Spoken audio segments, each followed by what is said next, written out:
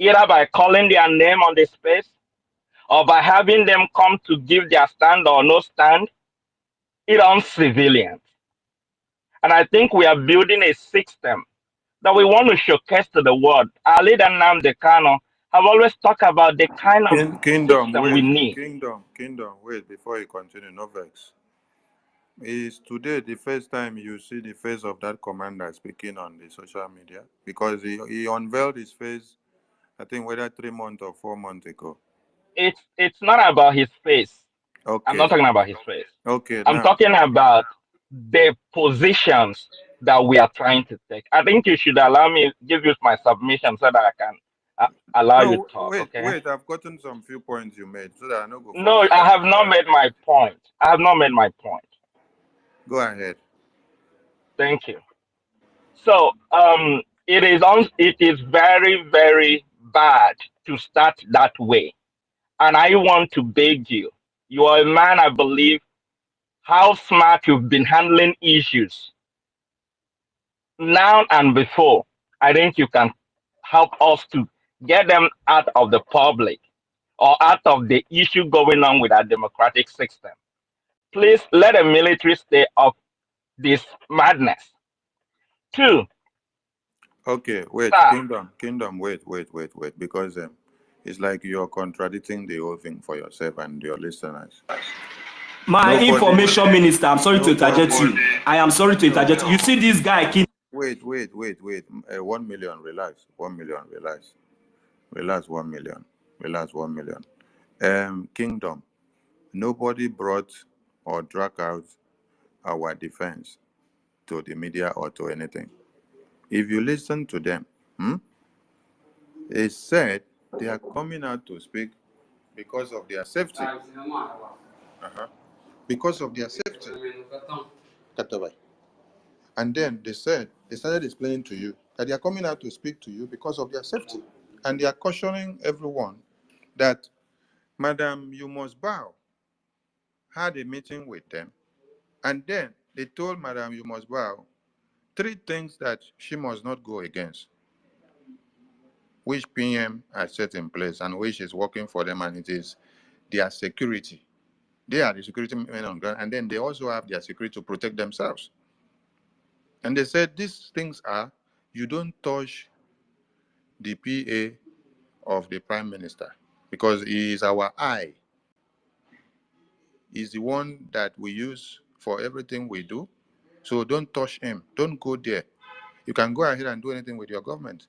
And then another thing, they said, do not touch the way and manner PM has set up the finance for us that has been coming and the funds raised. And then do not try to come into our defense department to make yourself part and parcel of it, to make yourself a counsel. That it is not done, we will not take it. He said, just go and abide with these things, but do your rest of the government, we don't have anything.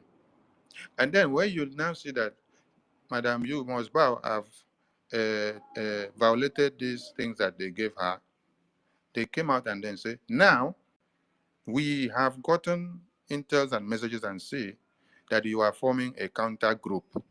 Are you listening? I'm not the one saying it, so go and listen to the video. So you are forming a counter group against the Biafra army, which you want to use to come and sabotage them. And you are even calling some of the men inside there, which you have their number, and telling them, sabotage the generals. I will now make you the commanders. I will suspend the generals. My minister. And then now put you in place. So have you not listened to all this? Yes, sir. My minister. Sorry, sir, not to cut you short. It's quite unfortunate we allow you to respond to Kingdom. I've been able to go through his profile. He's not part of us, actually. He is not. It is not. So it is not my profile. You are not. I think you should respond to people who are part of what we are doing, please. Thank you, sir. Yeah, go to the next person, please. Kingdom, just go and relax and be listening. I have a question. Allow me to ask my question. Another person. Please call another person. Yeah, it's me again. Can go ahead. It's me again.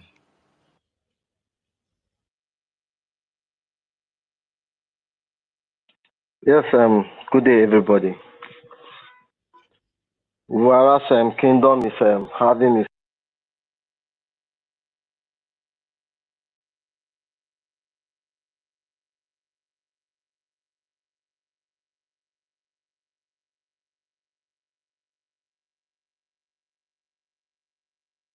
It's me I again. Are can't you hear speaking? Ife. No, I Okay. can hear It's you, Mazaki. you muted everyone. Mazaki. It's me again. 1 minute. Mazaki, are you there? Minister of Information, give Mazaki goals because where I am now, where we enter now, network we cut. Just give Mazaki. Okay?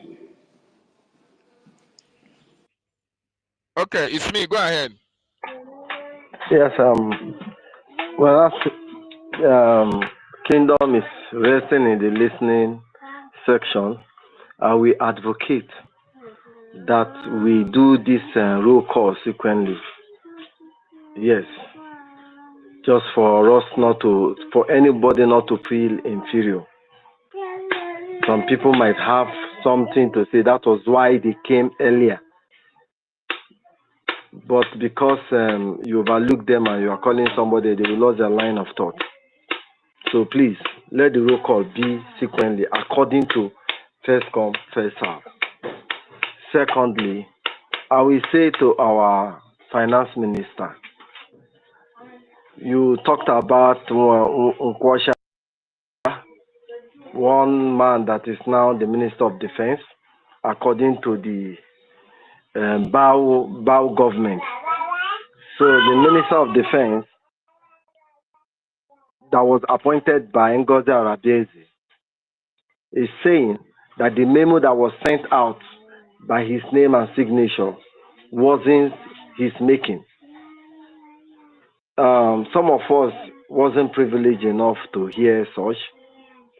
Can you provide this evidence so that we will not be speaking like Ngozi Arabiezi, Adadi Oramma, and Remigius? So many bogus words without any form of trace. So can you provide evidence if it is a tape where the man was lamenting that they doctored his signature, that they forged his signature to carry out a memo? That is number one. Are you willing to respond now, or I should go ahead? Go ahead. I will respond to you. Now, secondly, stupidity is of various type, but I have never for once thought that our people will be as stupid as this.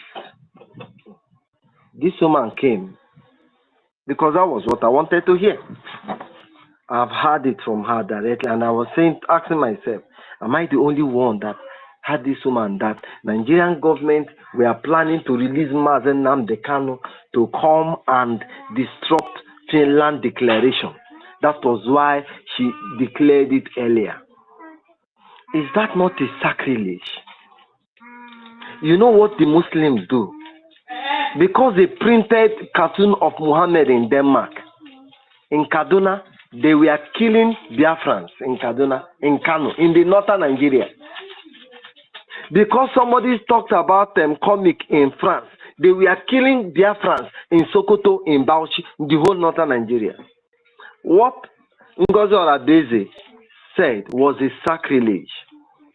It's a sacrilege which no Biafran, even the DOS, shouldn't tolerate such.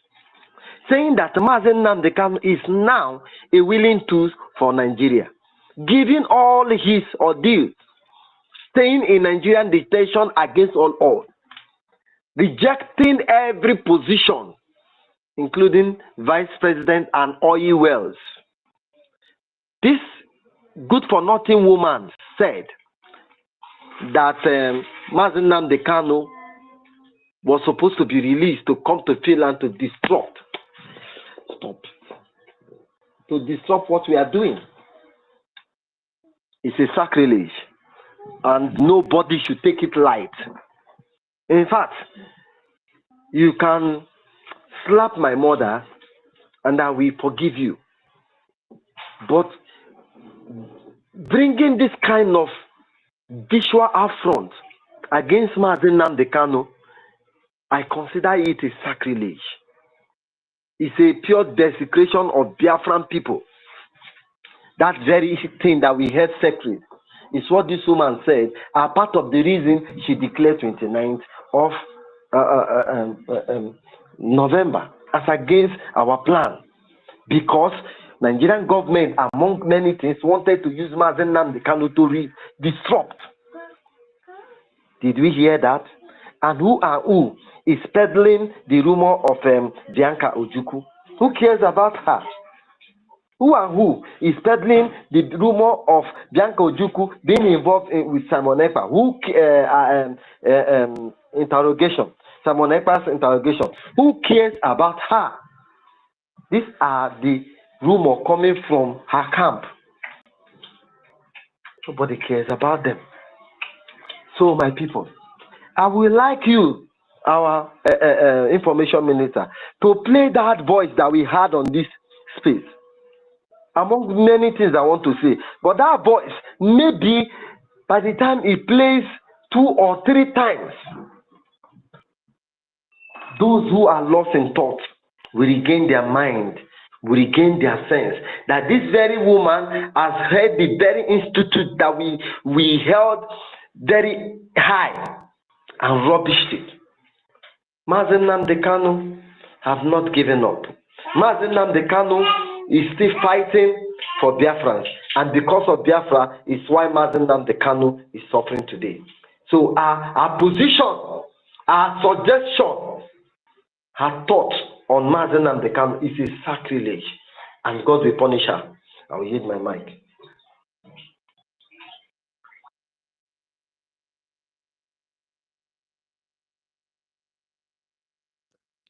Thank you, my brother. It's me again. I hope I'm being heard.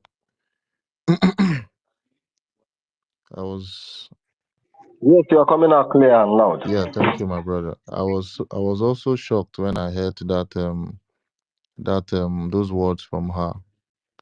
I was really shocked, and I was wondering where that thought came from, because it was literally a thought. It's not something that I think would happen or can even happen.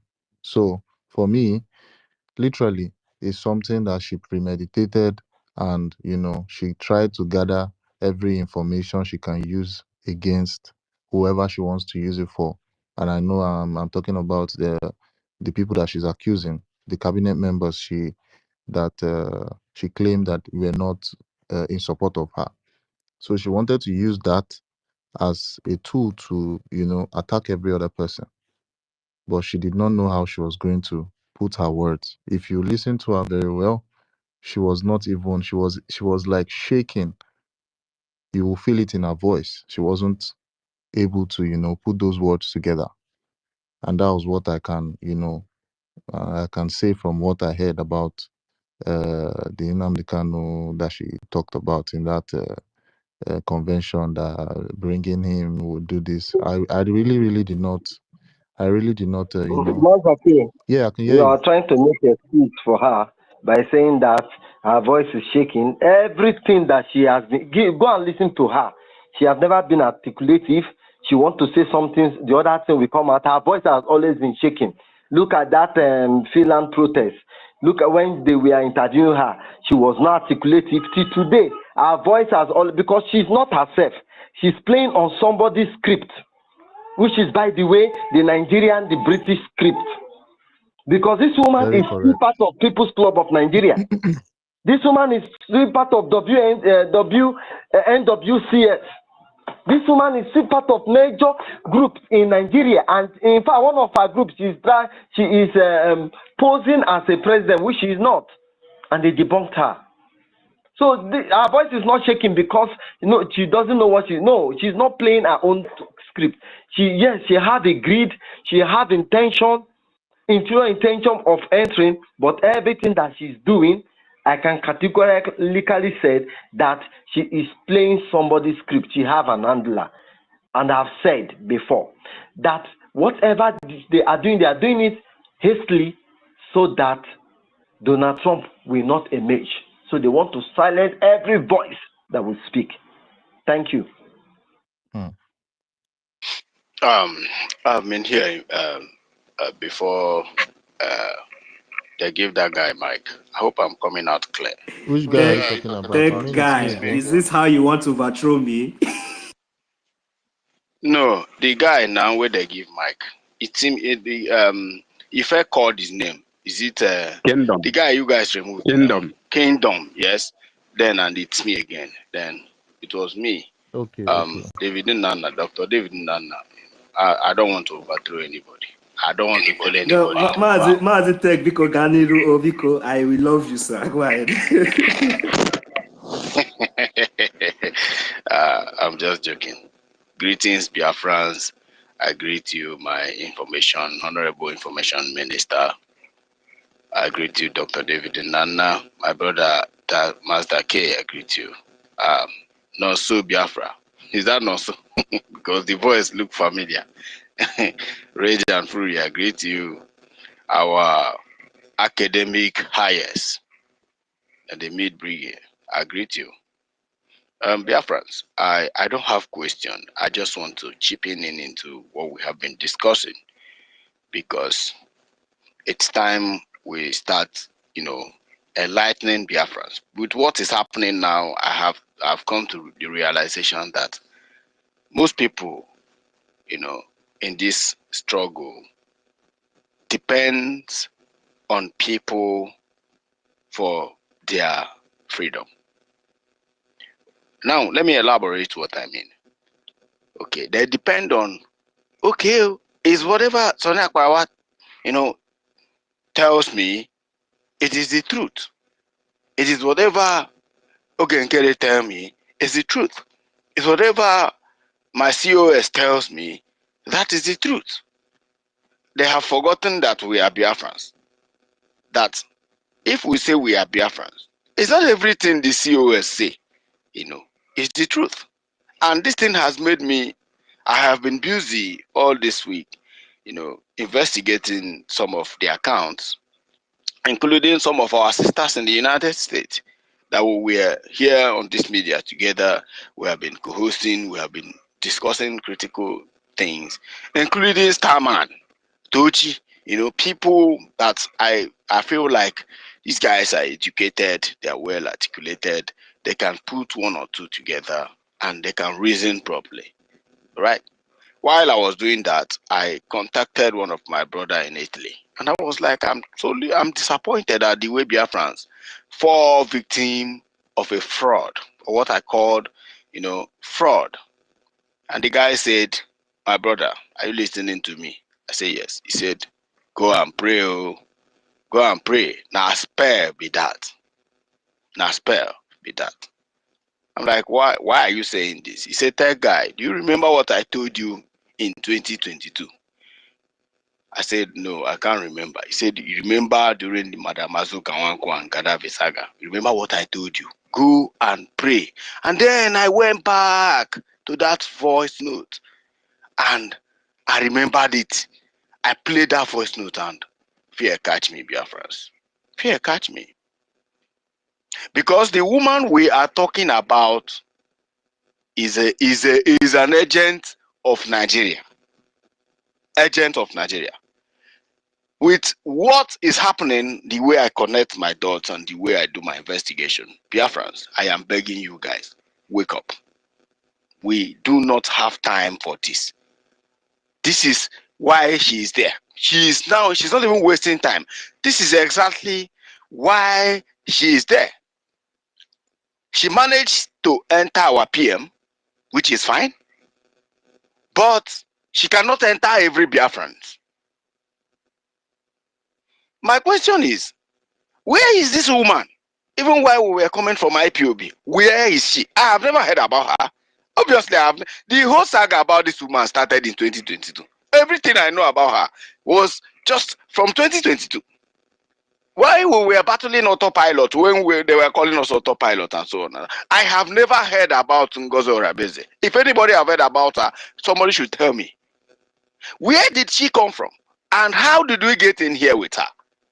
That's my question. I'm not here to blame any of the ministers, all right, for, for this. But I want to encourage each and every one of you, please. See, men do not bow. Men do not bow. In Igbo land, where we come from, men are the head of the family. Men are the head of the affairs, right? Now, let me chip in something within this one Nigeria and this kingdom of a guy, what he wanted to say about our defense. There is this kind of blackmail that our people use. They will now tell you, like what Onyemechi Uba called me.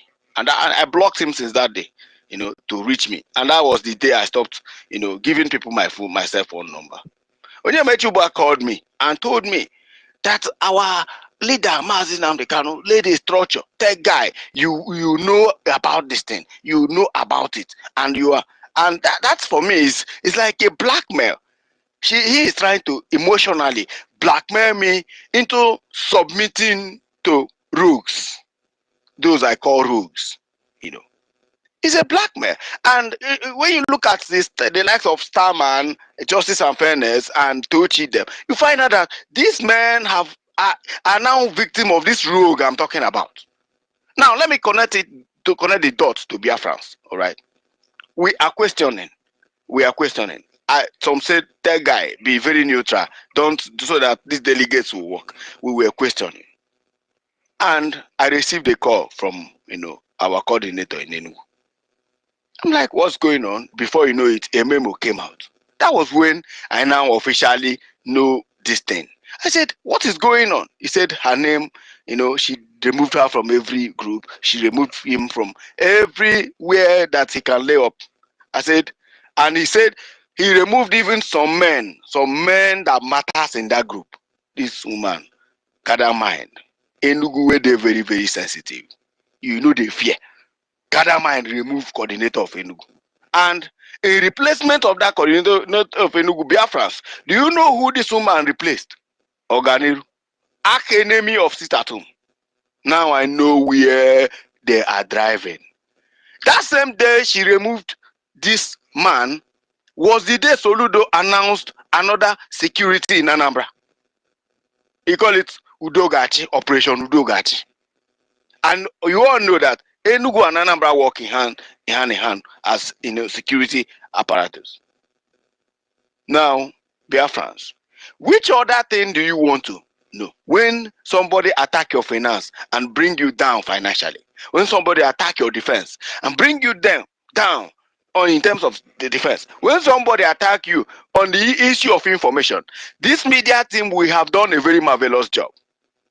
From time immemorial, from time this media team has been created, even those who fall apart, even though we have been doing a very marvelous job. Go and investigate this media team. From 2021 to date, we have been consistent. We have been very, very, very, very consistent. Nobody have shaked.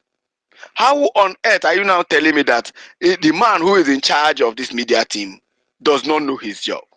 We countered Zoom media. We made sure that we follow Sarah Reporter. We made sure we follow Punch, Daily Vanguard, Daily. So we follow them bomba to bomba to correct the narrative. All of a sudden, Minister of Information is hereby dissolved. Are you crazy? My question is, this woman is in a rush. Why are you rushing? Where are you going? As if all these things are planned. It's an orchestrated plan. Well, dear friends, if you're not a journalist, if you're not well articulated in information, if you're not watching and connecting the dots, I am not that dumb to sit down. Some said it's because I hate you. One lady messaged me from America. Is that how you people hate women in Biafra? I said, Madam, shut up. I respect you so much. Shut up your mouth. And never you ever send me this message, unless I'll take out your account. Don't do that again. She said, oh, sorry. I said, don't do that. Stop. What do you mean we hate women? Oh, you mean? Of course. Okay, I want to ask you. I asked her, is Chike Edozem not a man? Why did we reject Chike Edozem, the director of DOS? Why did we reject him? Don't play on our consciousness. Don't come here and preach us on what to do. And some of you who are saying, let the army Let me tell you, in a cube like this, it is the army that should have voice. It is the army that have voice because it is the army that civilians obey. If government is going saga, and so all of you are keeping quiet, this woman is manipulating. Are you not now telling me that generals in the army should keep quiet? They should. I need more armies to do more video, even wear masks and do more videos. What's the meaning of all this nonsense? All this nonsense. This woman now, remember, she is the one now that will be representing everything that has to do with Biafran government. Since after the declaration, where is the movement? Where are we going? Does any of you know? She has blocked all of you. All of you here listening to me has been blocked by your leader. And you are telling me to keep quiet because an army officer who is in the field is speaking and warning her of atrocities. Everybody should open your Twitter and start typing about this woman. I want a very serious media engagement on this people.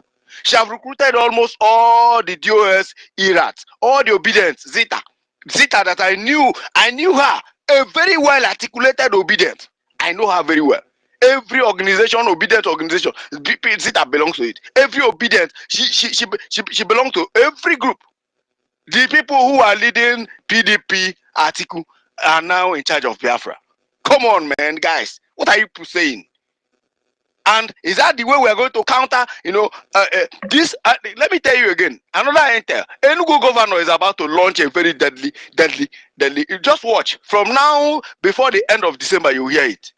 He is about to launch another deadly counter attack in Enugu. Why? Because the commander, the man in charge of Enugu zona, this thing has been removed and dissolved by this government. We should wake up. Use your Twitter. Use your voice. Don't be afraid of anything. You are afraid of our spell or what? Why are we keeping quiet? Why are we keeping quiet? When you call for fundraising, do you not see them? I used to appear for fundraising. Come as me, as anonymous. Come and make your donation. Even if you don't appear there, make sure you do your donation. Do the right thing. You heard what the commander said. It's about 1 hour video. Go and listen to it. Do exactly what he said. And let's see who will win in this nonsense. Do you know how many people who have tried Simon Ekpa and failed? This woman too will fail. Because I know the area she's coming. By the time she silenced all of us, make sure all of us are blocked, fine. She will now be giving orders and with her new recruits. For something you and I have contributed. We've paid money. We have suffered on this media. We have paid almost every dues that we're supposed to pay for our freedom. All of a sudden, a woman from nowhere, from obedient camp will come and tell me I will bow. Bow to you. Biafra's guy. If you pick up microphone, speak on this matter. Lay your voice. I don't know whether you guys are not angry or what is happening. Open your mouth and talk. Talk. This woman is using spell on everybody, and you are watching her doing all these things.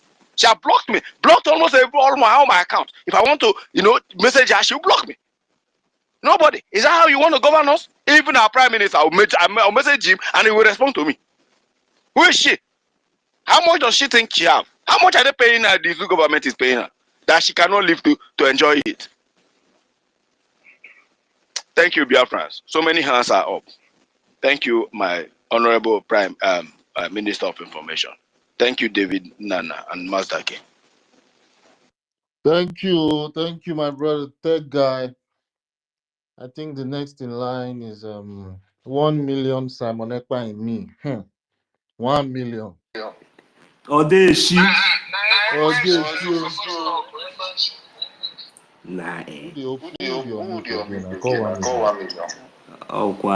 Ọkwa minista Ekwensu. Ekwensu ga n'iru ịgacha na biko I minimize all time maka ndị ọzọ ọ bụ maka mụ ahụ. Ga n'iru ịgacha ka mụ akwuo. Thank you, Nonso. I want to say I respect Nonso very much. I respect Mazdake. I respect. Well, that guy finally came back to his senses, so I respect him. Yeah, you know why? Because out of all the people I met in that convention, Nonso was the one that came back with all his brain intact. The rest people they have gone cuckoo. People that claim they are intellectual, they cannot decipher what is truth and what is lies. I'm just so sorry, you understand?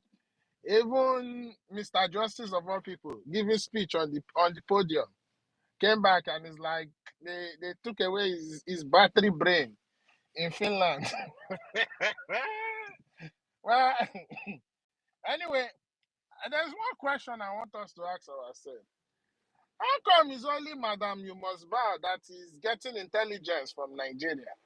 How did she know that Nigeria want to come and disrupt the convention on the 2nd of December? And no other minister knows about it.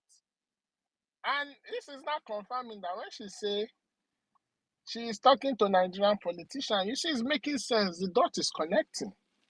So only God knows where she's getting the information from Nigeria from, because it is ridiculous how you get information from Nigeria and you don't share the intelligence with your cabinet members.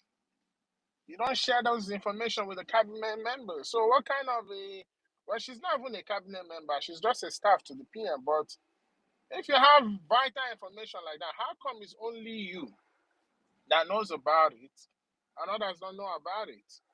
And I want to touch more. You understand? I'm so happy that a lot of people are waking up. You understand? Most especially my brother Tega that I respect so very much. When I told him that I don't want to be part of that delegate.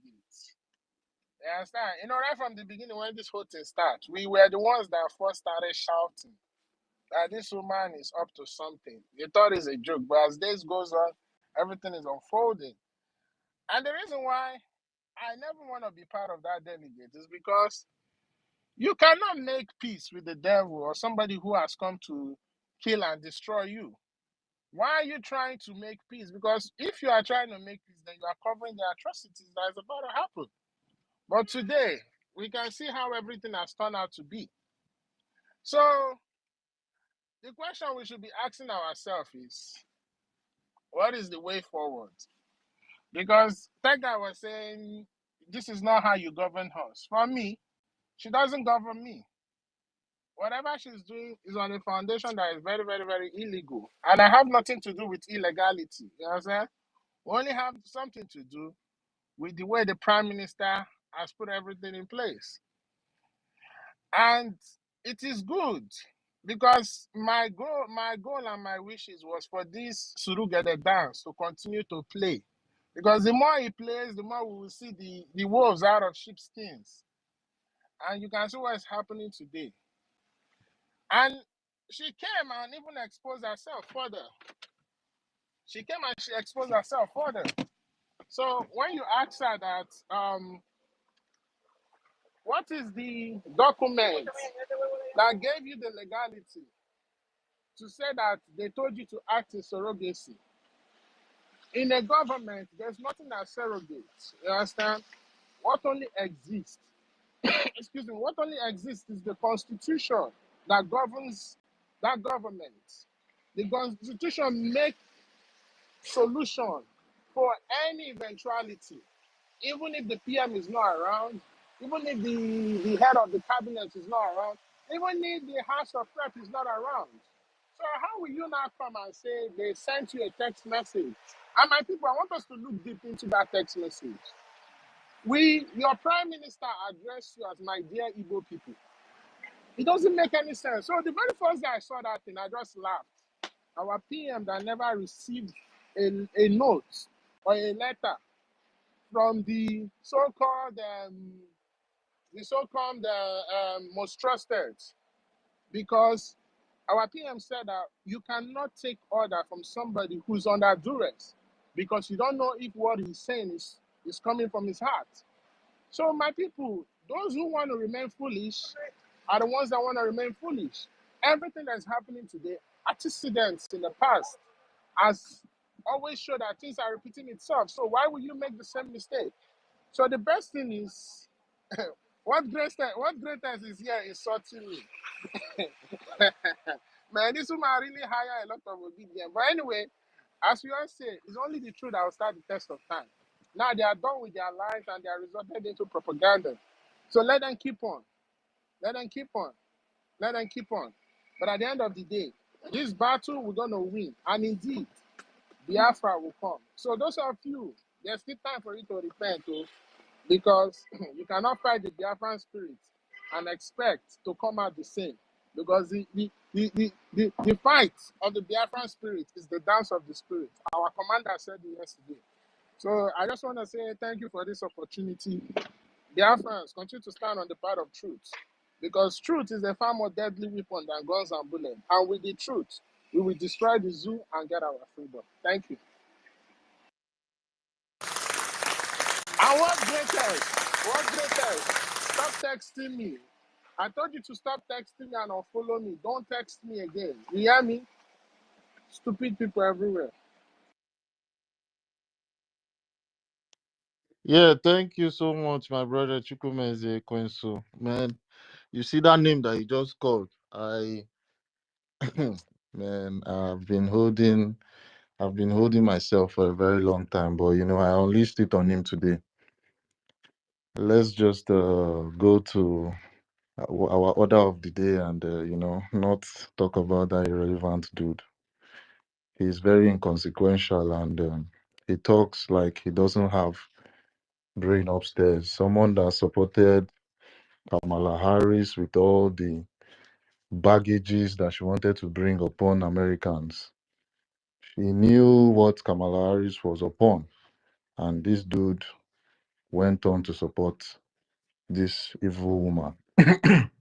So we all know where he stands, and he sometimes when he talks, he doesn't really talk with. He doesn't talk like someone that has brains. So practically, he's inconsequential. The next person to speak will be 1 million man, 1 million Simon Ekpa and me. Are you there? Yes, so thank you very much, Mazi Honorable Ekwensu. Thank you very much, my Honorable Minister of Information. Thank you very much, Minister, my Honorable David Nana. Mazi K, Otemeko, he knows I there every year.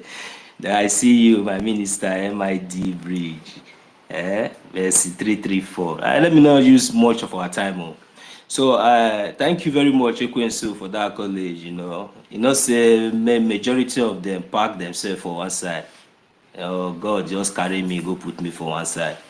So maybe I make everywhere good. But anyways, Sorry, one thing. let me ask you a question. Let me ask you a question. Did you take picture with COS? For where that one with the waka.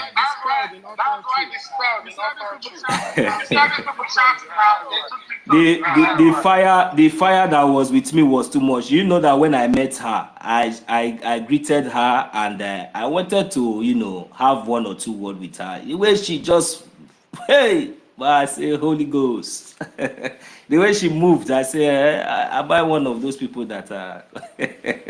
Anyway, so what I'm trying to say here is that you see, Biafrans, I was still in my residence, my domain where I'm sojourning when the redeclaration was made. Then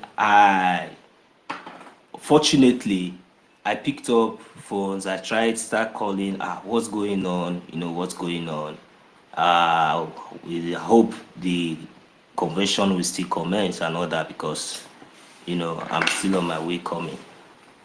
So, and on that very day, I was watching patiently when that's part of that redeclaration was about to commence.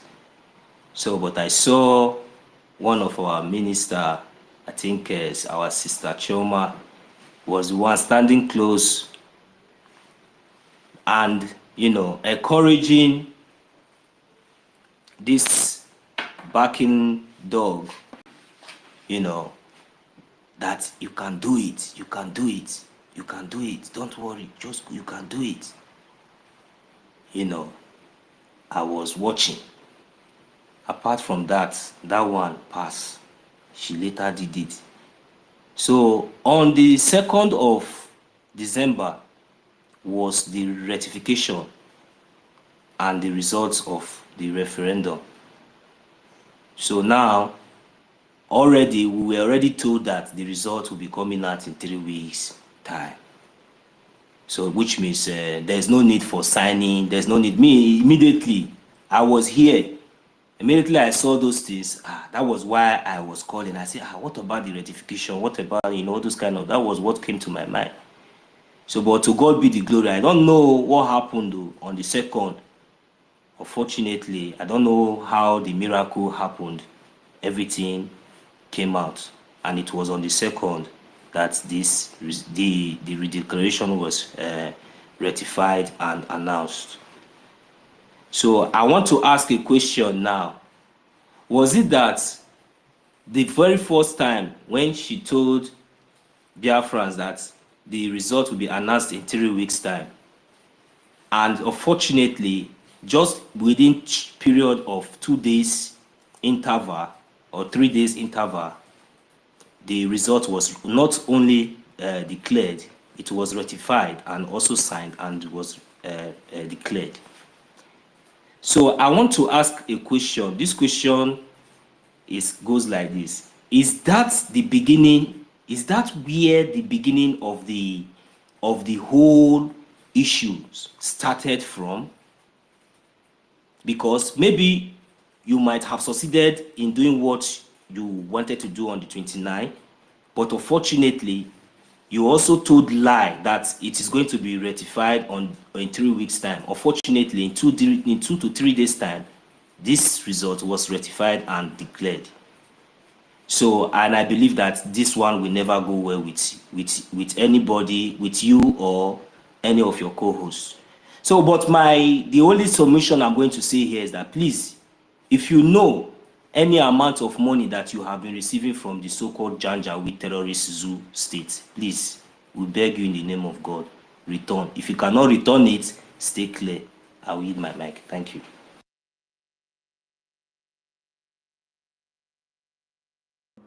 Before the next speaker picks the mic, you touch on a very good point there. Am I coming out? Yeah, my honorable. Yeah, thank you, Mazi.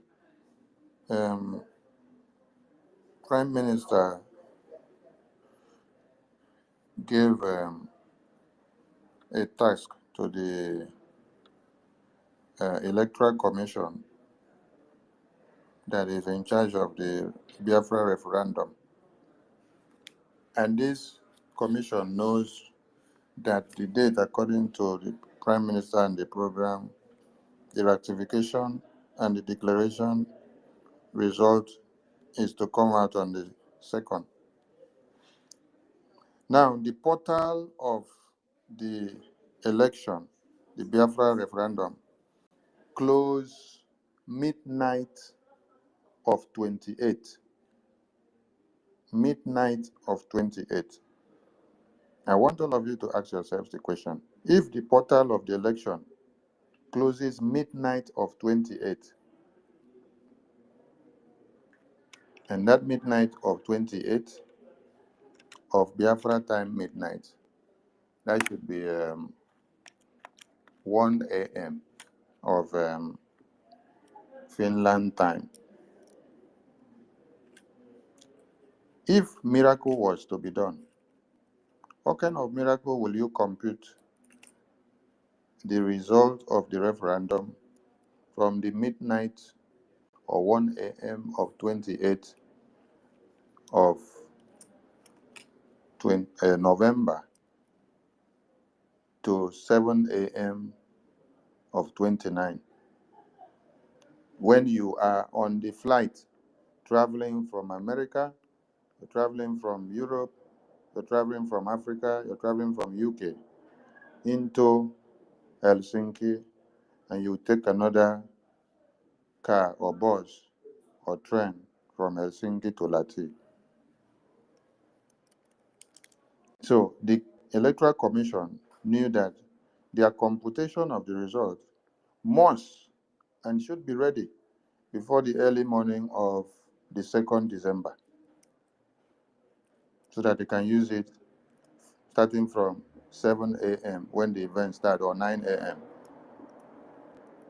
So when you now came to the stage and changed your plan on the 29th and say, I'm declaring now, how do you expect them to manufacture the computation results from their annals and give you on the pulpit, on your mandate? You must bow. You must bow and give me the result now. When they were not prepared for result delivery, the portal just closed few hours ago. The portal of the election closed. 1 a.m. of Helsinki time is when the portal closed. And then 1 a.m., 2 a.m., 3, 4, 5, 6, 7, 8, 9. We are in the convention ground. We start accreditation.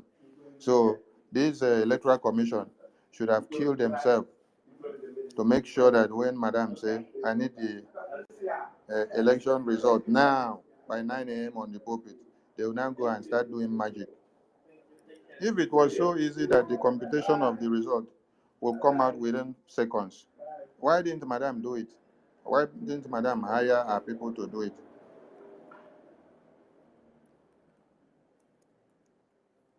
So you need to consider the time frame which the election portal was closed and the time frame which you are asking for election results, which is against the already known date, which this team knows that they have to work to deliver it. It should take you 2 to 3 days to compile all the results and then bring it up. So when you look at the portal closed 1 a.m. of 29, so at least they can now have, after they finish the convention in the night of the 29, they will use that night of 29 to work on the computation of the result. They will also use the night, because it's only night that they will be having to do the working. Morning, daybreak, they are all over to the convention ground. So night of 29 is when they will have to work on the computation of the result.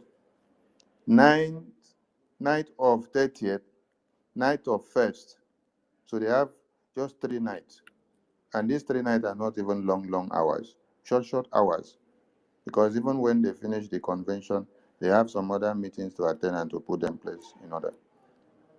But you guys needed magic that they should give you results by after 1 a.m. of 29. You now climb the pulpit by 9 a.m. You should have the result now. Now, it's that time that they got to the pulpit that you now ask, so you need it now. I'm making some changes on the program now, so I need it now. I must do it now. Later, you hear the result of the referendum will come in 3 weeks.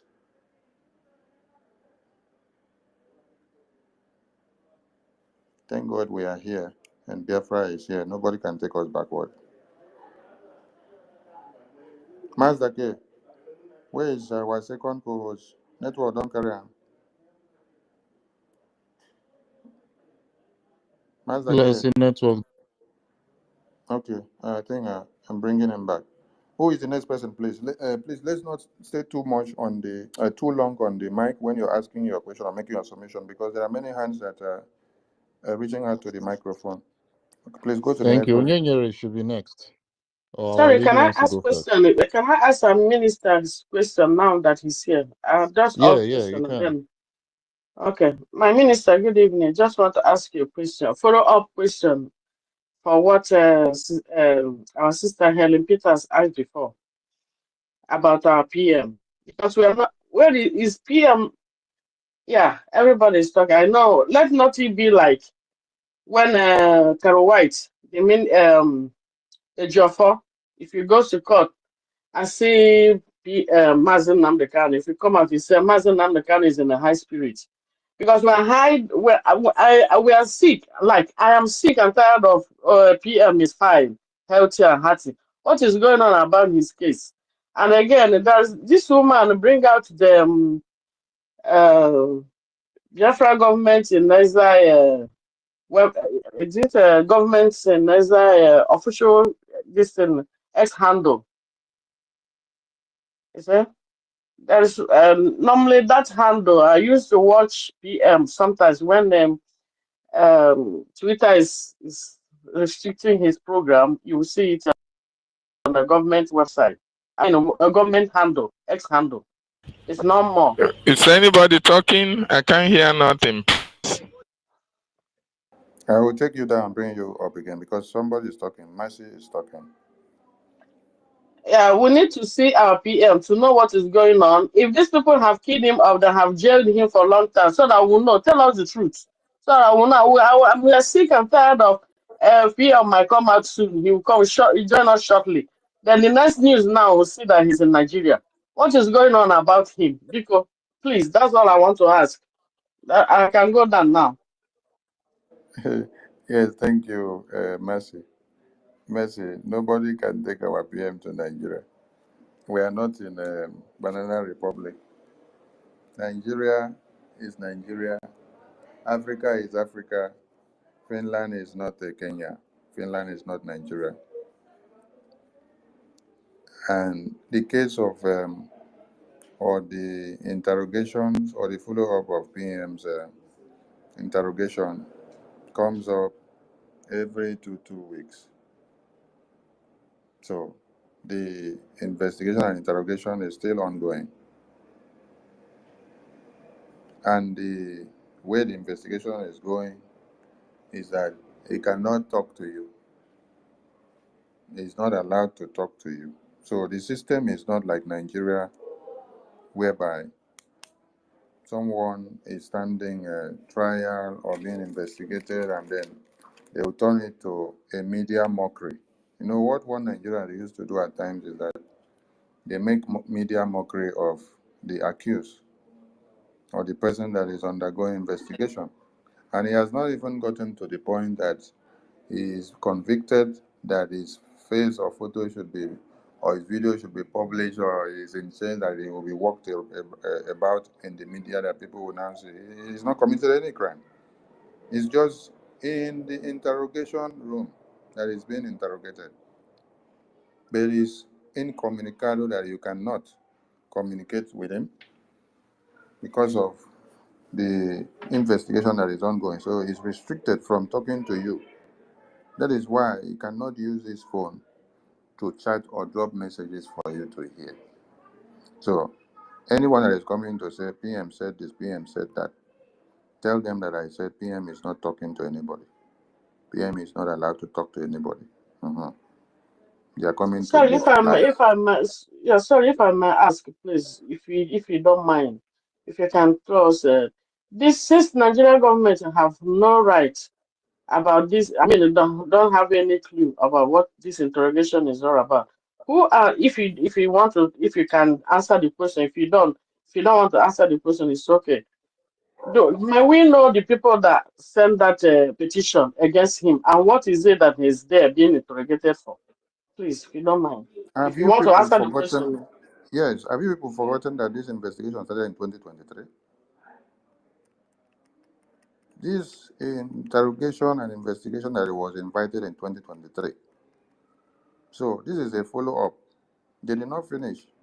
Let me explain one thing here. In my country here, when I had an issue with some of my clients, I was summoned to the judiciary, and then to the judiciary, the case was attended to the first day.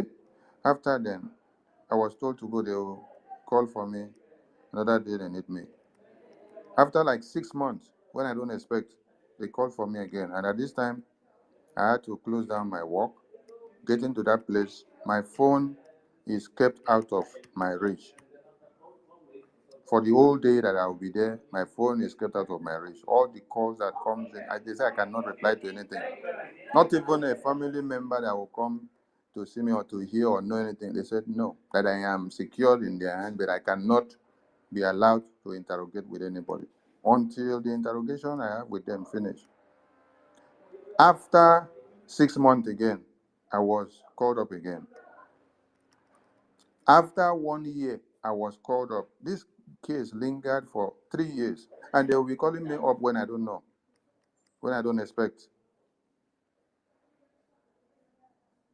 Then, until after 3 years, that the last interrogation that they called me up, I asked, are you guys not done with this investigation yet? Have you gotten any evidence against me? No, no, no, no, no. Okay, when is the case file going to close? They are doing their work until when they are done, they will not see me invited again. So, the last time they said, okay, they are done with their investigation. They will follow it up, and they have to call me anytime. I should be open for response. But what I'm saying now is that during these days that I will be in this judiciary interrogation room, a TV screen will be on, and then some evidences and cross-examination will be put through to me, and my phones will be taken from me. Not that they will go into my phones to start looking for this or that. They'll just keep my phones away from me. I can't use it, I can't touch it, I can't do anything. Some calls may come in, they will show me, say you have a call, but you cannot pick it. I say, okay.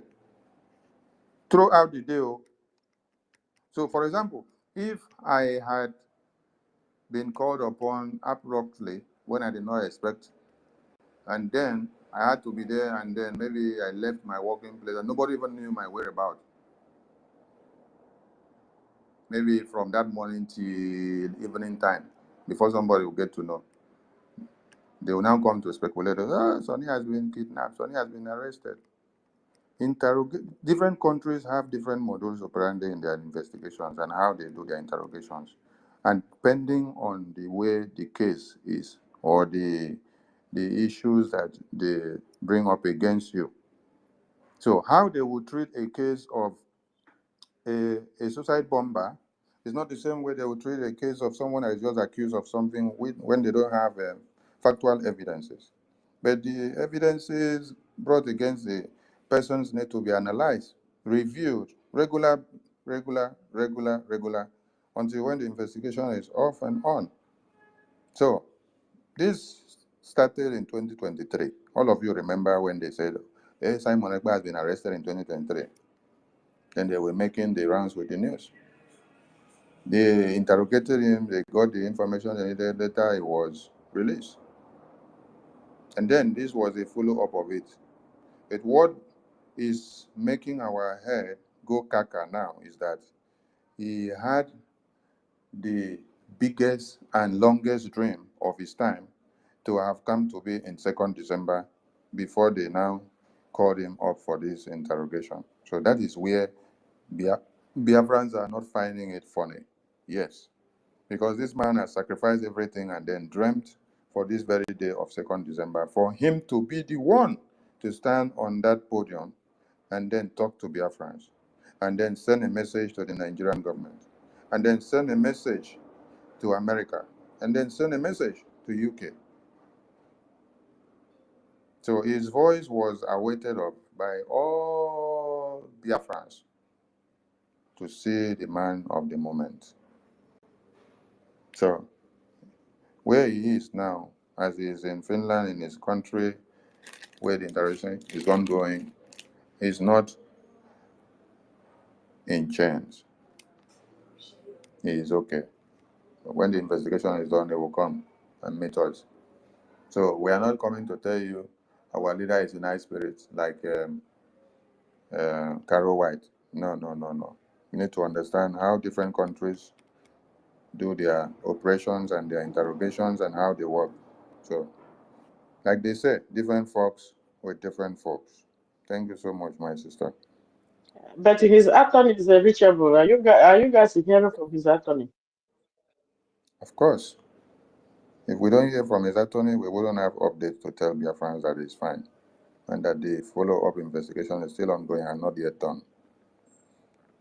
But at this point, we are not permitted to come out to the media and tell you this is the step-by-step that the attorney is going.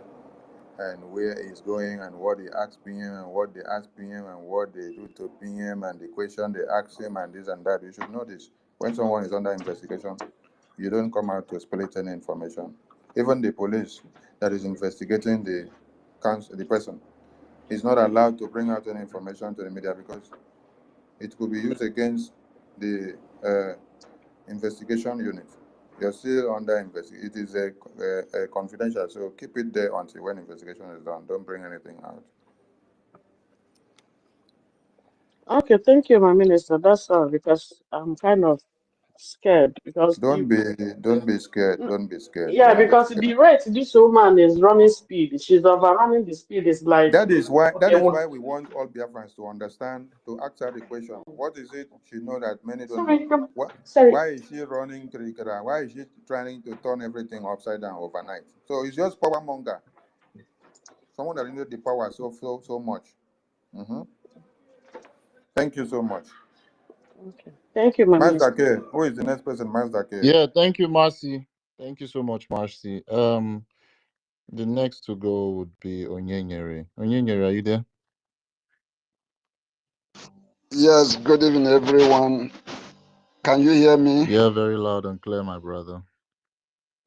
Thank you very much, Mazda K, the main man. I greet you. Our information minister, Ndewo. I have everly loved your office, and I must say that you have been doing very well in this office of information that you occupied. And that is why when I got the news, when this news is flying, you have been dismissed, all this blah, blah, blah. I say, what is going on? What the hell is going on? So I must recognize your presence, your presence here in our midst. There is a question I have been wishing to ask, but let me briefly ask you this question before I make my submission.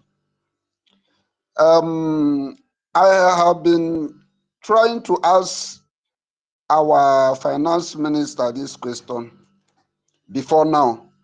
I wanted to ask him if if Mountain refused to go to Mohammed, why not Mohammed go to Mountain?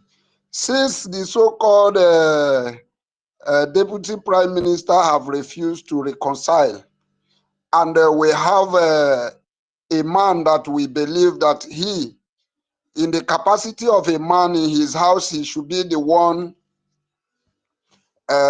trying to put a house together. Why can he, let me not say why can't he, can he make that move? That is my first question. The second question I would like to Wait ask. now. Wait before you're on the internet now. Carry you come on. Make I answer the first one. Which house do you want him to even go? Can you hear me? I'm hearing you. Okay. Which house do you want him to go? Or Uh, which let, mountain do you want him to go? let me clear myself. Not until now that the whole truth has been unfolding. You know, every house that is divided, you can never achieve anything in a house that is divided. That is why I wanted us to reconcile and come together. Because in a country where I am, Okay. Onyere, wait, so that other people will have time to speak. Thank you so much.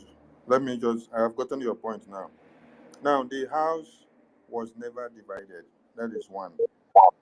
Now, when many people are going with the narrative house divided, it's just a misconception of the whole thing. PM set the army down, set the defense down, and then set the finance and the way and manner they get their logistics, and then said, and also the website and the account, and said, these 2 places or 3 places, nobody should touch this place. Everything should continue to run until I come back. Then Madam stand up and then say, I want to make changes to all those places against PM's mandate. So by starting, I want all of you to come and start giving me accountability, starting from the defense, the finance, and the website. So we said, no, please, wait, we cannot act against the instruction of PM. So when they now bring the lies and propaganda and come and tell everybody now that we don't want peace to reign, please, people should disregard these things. Your prime minister cannot be in Finland police custody doing accountability to Finland because of Biafra. They are not asking him question because he is Simon Ekpa or because he is using Finland passport. They are asking him question because he is the prime minister of Biafra. They are asking him question because we have a government, we have an army that is defending Biafra. They are asking him a question because we have everything that we have put in place to restore Biafra and to defend it till the very last day that we get fully liberated. So they are asking him all these questions.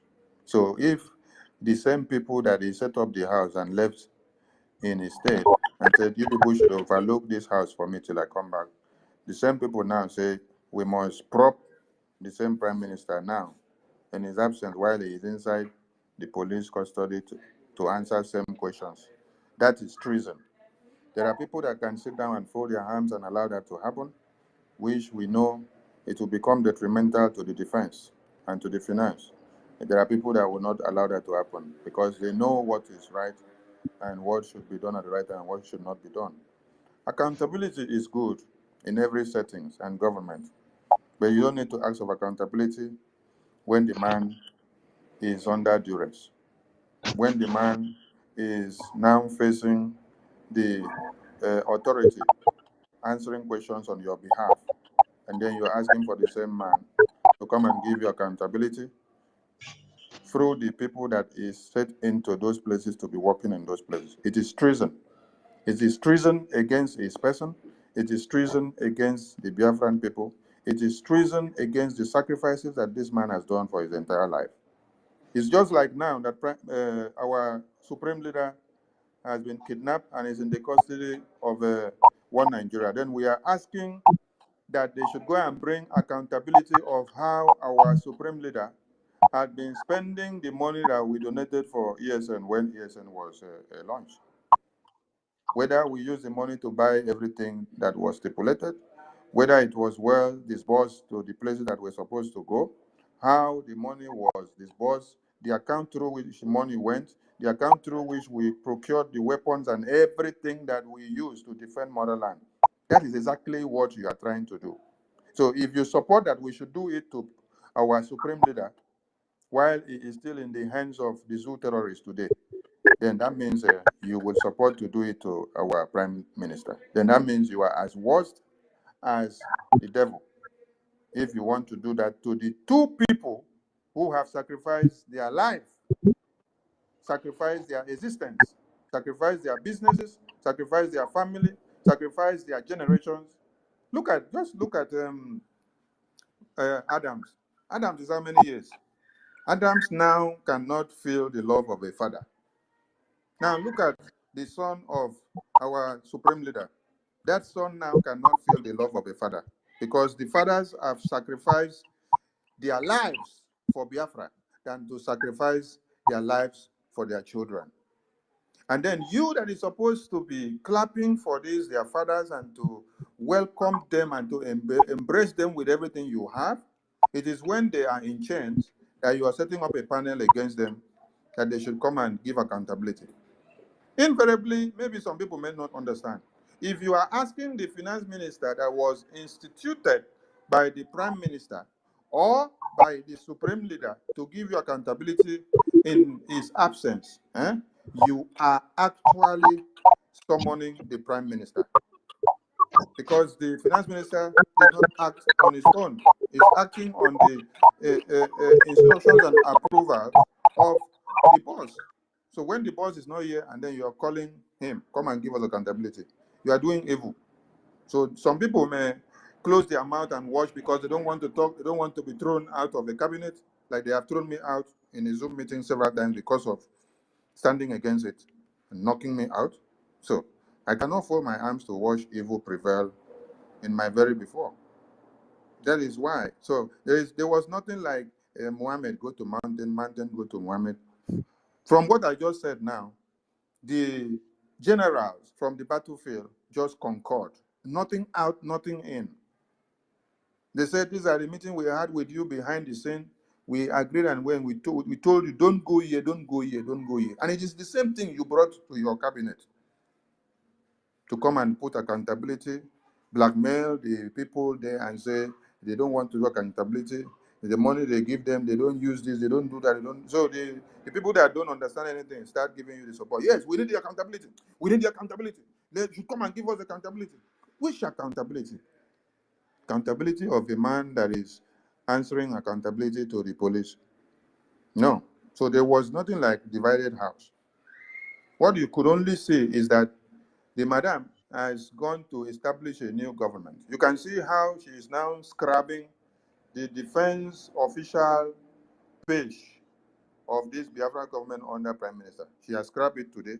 She screenshot it and said, this one does not go with the ethics of my new government. But this is the same Defense Department official Twitter handle that is working for the ethics of the Prime Minister when Prime Minister is here, and Prime Minister had no problem with it.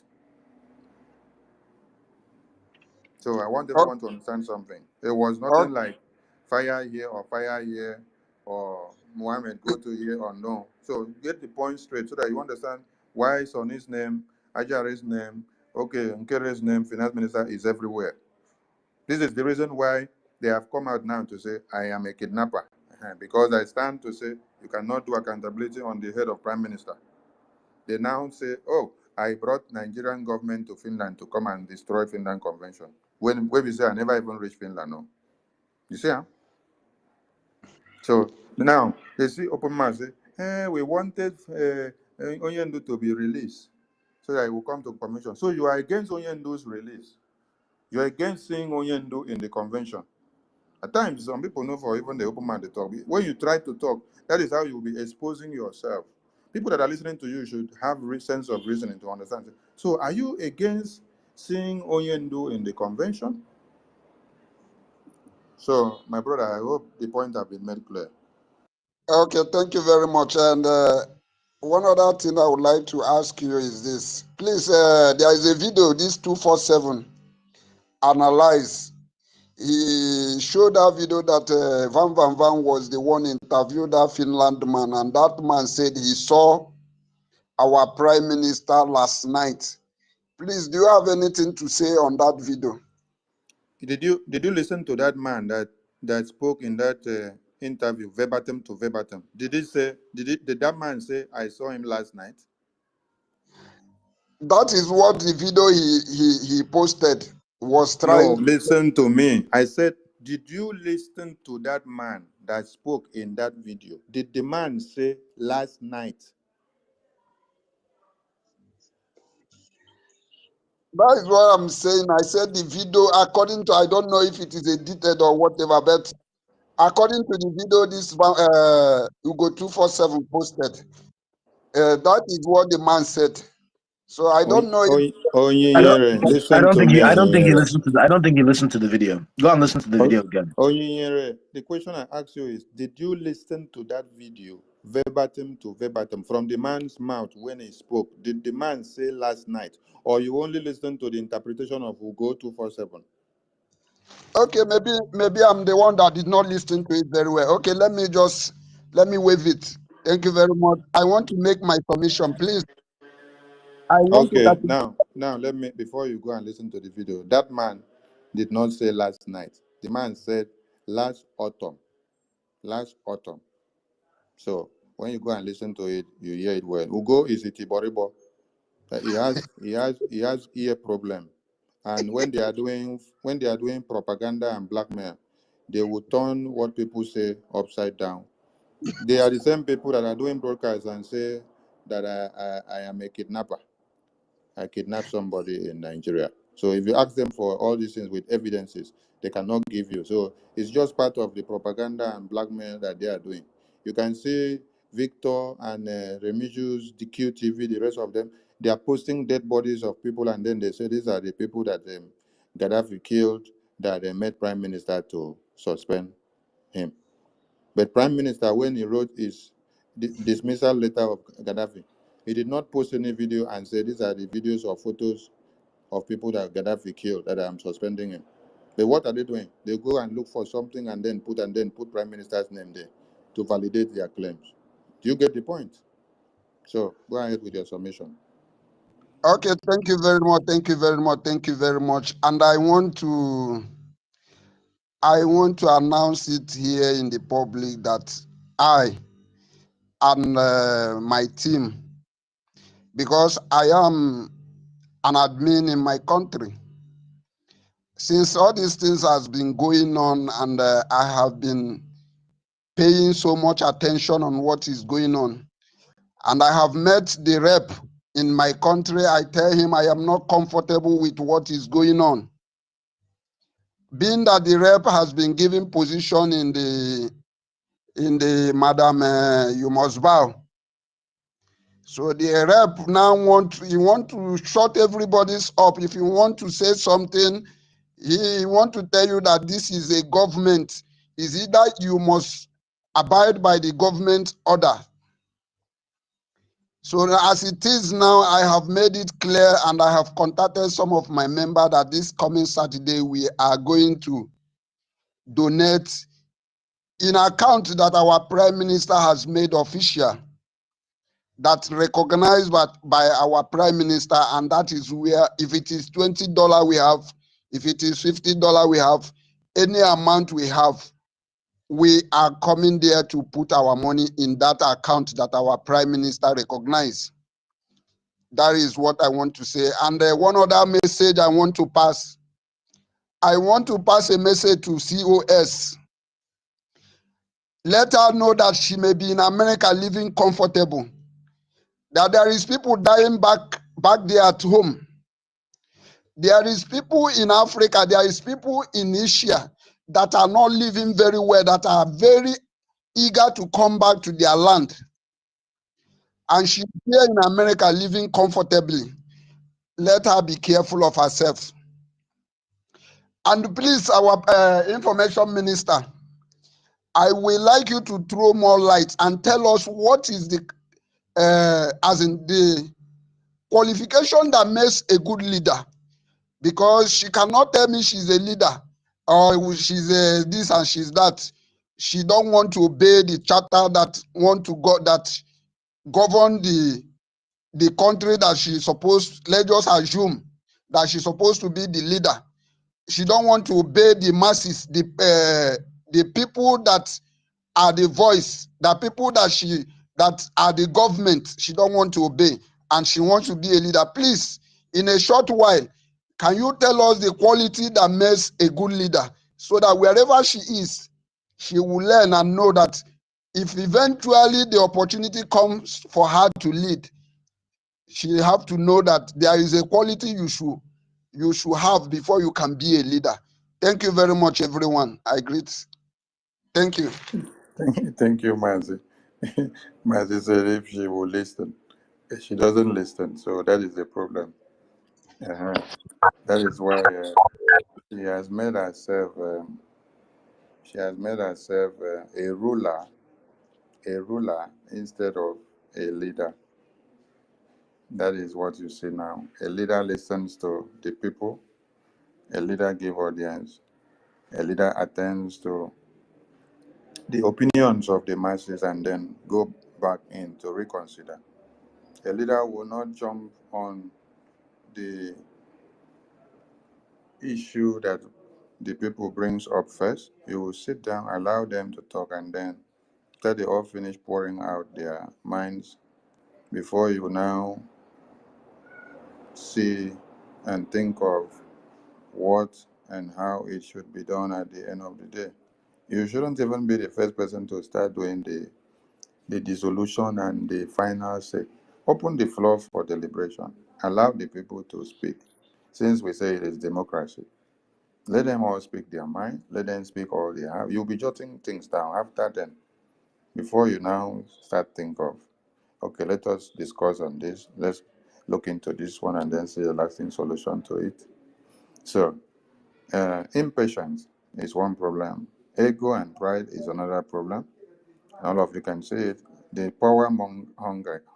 Hunger is another big one that they cannot allow Madam to go to anywhere. So what you guys are saying now is rulership, not leadership. So the leadership qualities are not there, and you all can attest to that.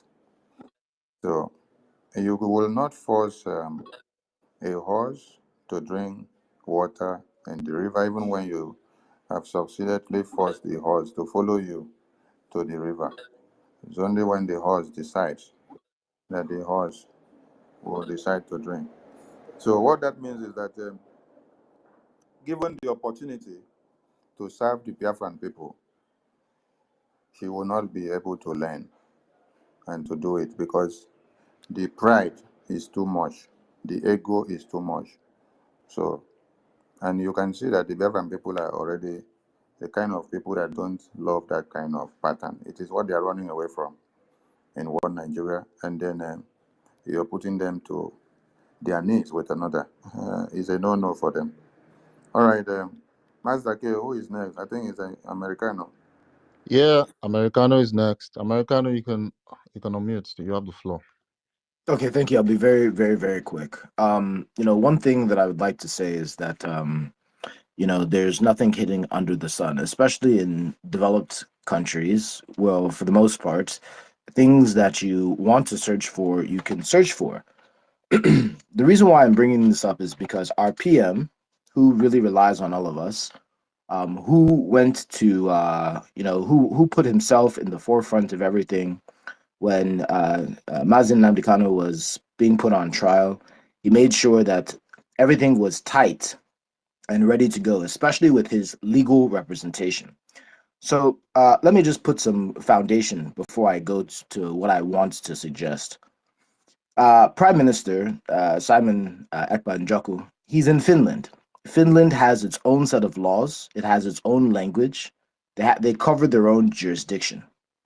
The very specific criminal code of Finland that supposedly, allegedly, was broken was in Chapter 34, Section 1 and 2. So there's a very clear chapter, Chapter 34, Section A, subsections 1 and 2. These are the laws within the criminal code of Finland that govern the supposed crime that our PM, the alleged crime that our PM committed, and this is the incitement to commit a crime with terrorist intent. Now, obviously, I believe that PM has a very solid defense against this because the intent was obviously not to with the incitement to commit a crime with terrorist intent. It wasn't an incitement to commit a crime with terrorist intent. Clearly, I believe what we all know is that what our PM is doing is pushing for self-defense. But with all this being said, the main point that I'm trying to make is that Finland is a country with its own language, its own laws, and its own jurisdiction. So my question is, does the Prime Minister have legal representation that speaks the Finnish language, that is cumbersome with the Finnish laws, that's very, very, that's been practicing Finnish law for many years? Why would it be out of the ordinary for an entire prime minister to have an army of legal counsel domiciled in that country? Now, I don't know about you guys, but I've been dealing with the law for a while. I've been in legal cases. I've been sued. I've sued other people.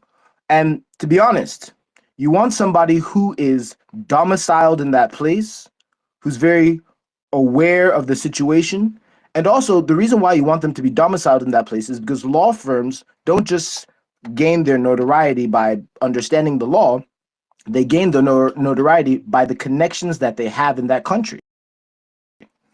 So wouldn't it be best served, even if he already has a lawyer, wouldn't it be best served if the people, which the charter allows this to happen, the people and the People's Council and the people raise an army of lawyers from Finland who speak Finnish, not the one that will be speaking on the phone and using a translator, not the one that isn't domiciled in Finland, not the one because of the rates that he's asking for, maybe he's comfortable with every two weeks reporting.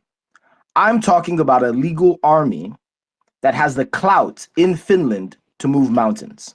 So we already know what the exact charge, the probable cause, what is it exactly? Let me look at it again. The probable cause of crimes with terrorist intent. We already know what this is. In fact, if you go to the criminal section of that criminal code, it tells you exactly what the repercussion, if you're found guilty, what it means. You can see what the most it actually means for you, which is, it's not even that serious, to be honest. But in reality, we know he's innocent. But why don't we have a people's lawyer? Now, some people may say, oh, it's not necessary. He has enough legal counsel. That's fine. That's your opinion.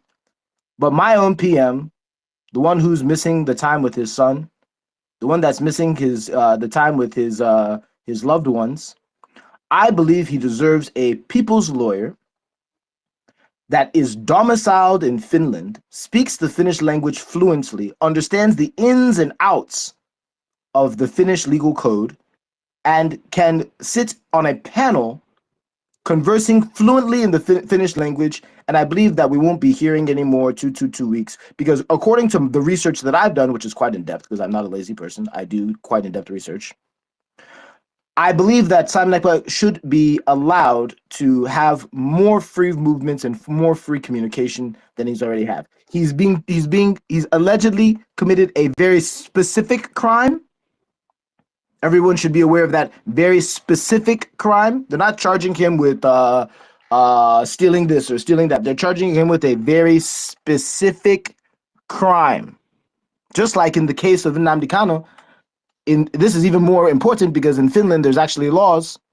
He's being charged with allegedly a very specific crime, which is governed under Chapter 34A, Sections 1 and 2. So, please, can someone answer the question? Does the current legal counsel of our Honorable Prime Minister, are they fluent in Finnish language? Are they Finnish citizens? Do they belong to a prominent Finnish law firm? And is it the same legal counsel that the chief of staff is using? And what would be the crime in making sure that, from the perspective of having lawyers, that our PM is very, very, very, very well taken care of? Because at the end of the day, if 10 lawyers show up now that all speak Finnish and belong to, they went to the Finnish schools, they have the Finnish family, they have the Finnish connections, they have the Finnish everything. If they all show up in defense of Simon Ekpa, do you really think that this nonsense of having him be gagged wherever he's being gagged, do you think it can last? I can tell you that Donald Trump doesn't enter a law court with one lawyer. I can tell you that even Joe Biden's son isn't going to enter a law court with one lawyer. They have a team of lawyers for a reason. And with that, I will yield. Thank you, Americano. You said a team of lawyers. So, with what you cap up your story with, team of lawyers, one would have been asking you one other question at the beginning. Is there how a lawyer can file a case for a client, then submit it to the chief judge to stand in defense of a client, and then five other lawyers still come with the same case file, submitting the same thing to still defend the same person? How will the chief judge grant audience to 5 different lawyers for the same case? No, that's It's either, not how it works. At the end of the day, if a lawyer presents calm himself down to, now, I'm very calm calm. down, I'm calm incredibly down. calm. I'm incredibly calm. I get the point you made. I'm trying to clear something so that people will understand something. Is either all of you go and quash yourself into one and work as a team, like when you see MNK's legal team is one. There you have like 5 or 10 or 6 lawyers there. They are all working in one. They all bring their intellect all together, and then they go as a team.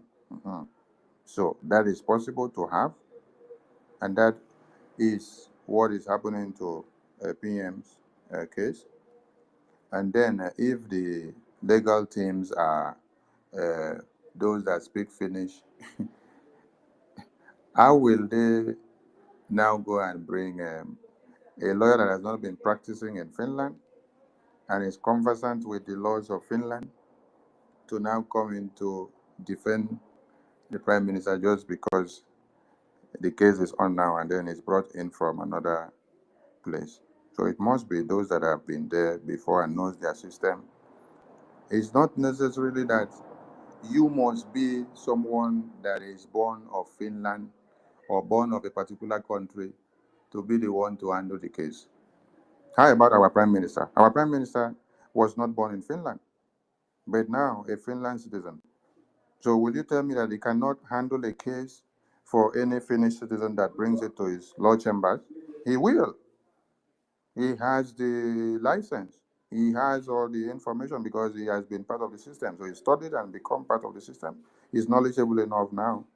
So it's not that he must be a born Finnish or the one that the umbilical cord was cut in Finland. The main thing about legal practices is when you get grounded with it, within where you practice and with the norms of the place, so you're good to go. So the legal team are okay, and let us not dig deep into the legal team of the Prime Minister. I will not answer more questions about that again, because at this point we are not permitted, so we have to be careful about that. So and the next person can go to the next question, please. So just rounding up, I'm not digging into the already established legal team of our honorable Prime Minister, who deserves the best. I'm advocating for what's inside of the charter, which is that the people have their own right and they have their own autonomy. And it's very true, you're right. At some point, if a number of different legal teams come together, one will be the superior legal team, but that decision will be based on the person that they are representing. And so that is what I'm saying. The person that they're representing should have the flexibility and the choice to pick from the top legal experts. And from my research, I'm not saying that PM doesn't have the top legal experts. I'm saying, is that person someone who is well versed and well established within Finland? Because it is actually very important that your lawyer. Yes, it's well versed. And let that chapter close. Let's go to another question. The persons handling his cases are well versed with the ethics and norms and the laws of Finland. Thank you so much. Who is the next person to pick the mic, please? The next person is Queen B. Queen B, are you there? Yes, sir. I'm here. Good afternoon. You have the floor. Good afternoon from my location. Thank you so much for this privilege. Thank you. Our information minister. Good afternoon, sir. Well done. And I have a question about the message that been circulated. The one that Mrs. CEO you must brought out the first time that she said PM said she should take over the whole thing. That was that message coming from our PM legal team, because she mentioned something like that. So somebody was trying to ask her that question. I think she dodged that question. So in my opinion,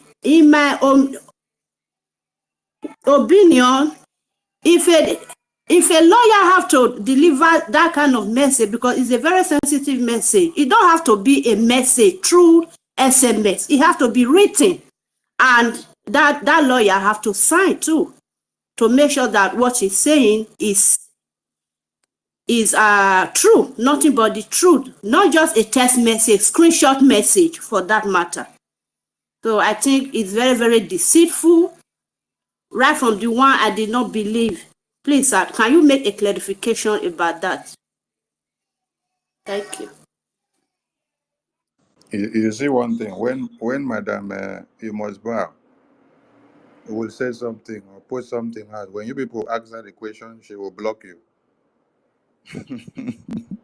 When you people ask her to explain, she will block you.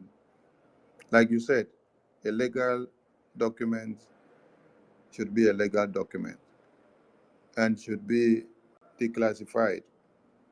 So if she brought out anything to the media, that means there is a red flag on her side because she don't know the implications of what she did.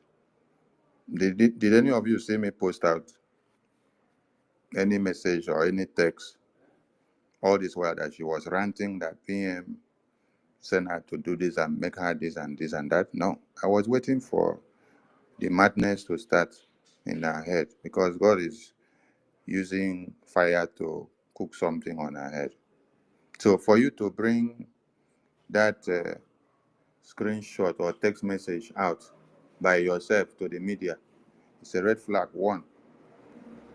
And number two, I did address something, was it yesterday or the day before, in the broadcast that we were, which I later cut the video and circulated. If you people should look at that screenshot that she posted for all of you to read, you see someone to stand in. Stand in was who will carry out the items on the that Prime Minister is supposed to carry out on the agenda, on the program of the convention,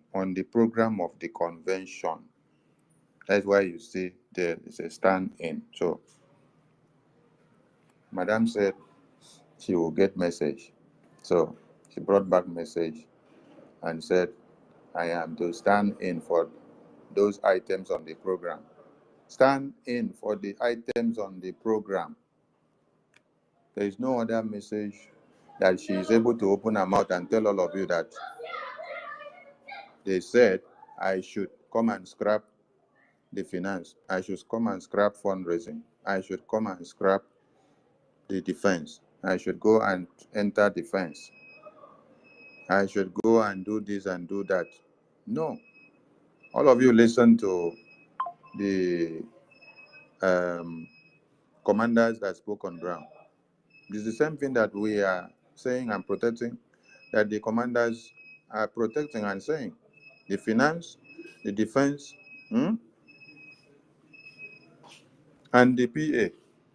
Do not go and touch these places using any excuse of whatsoever.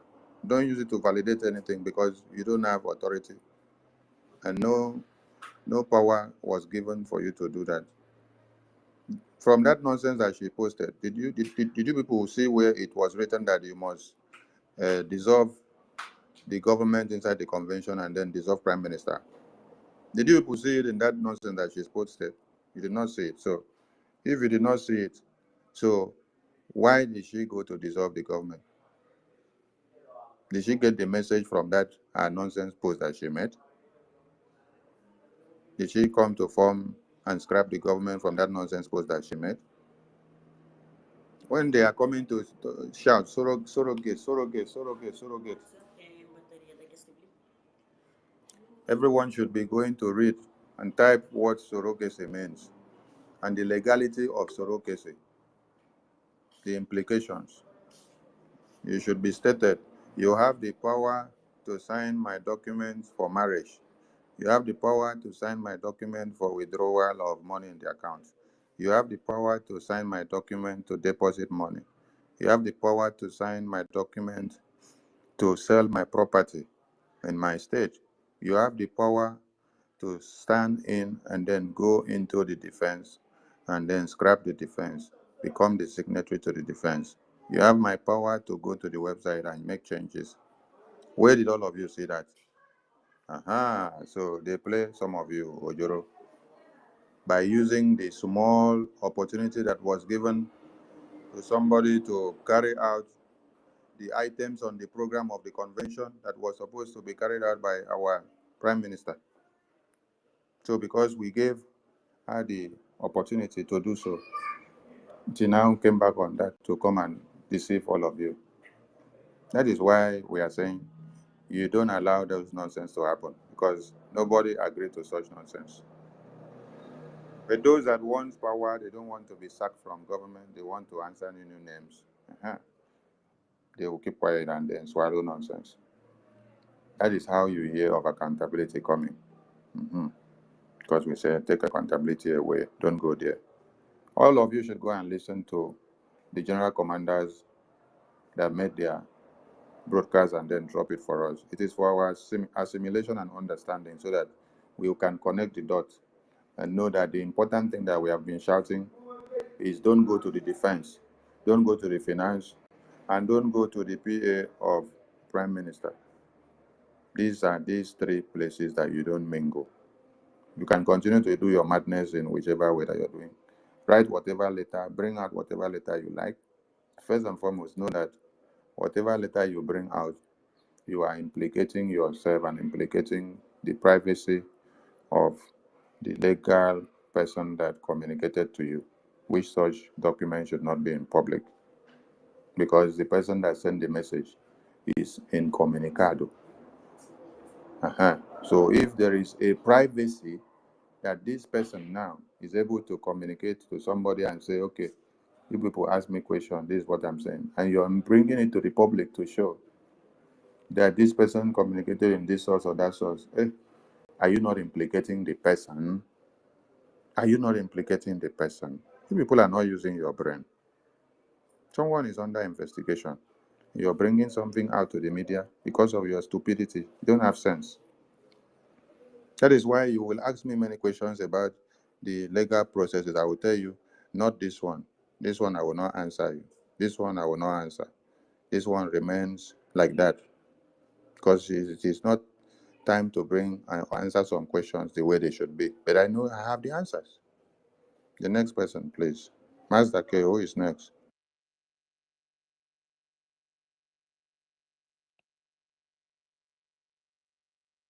Yeah, I think the next person to speak is Uchenna. Uchenna, are you there? Mazi Uchenna, are you there? Yes, I'm there. I'm here. Yeah, let's go. You have the floor, my brother.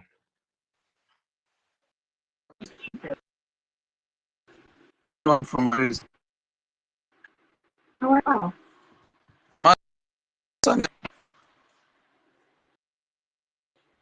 Are you hearing my voice? Tell him that his network is cracking, or you can't tell him well. His network is cracking. Okay. Yeah, it's like, my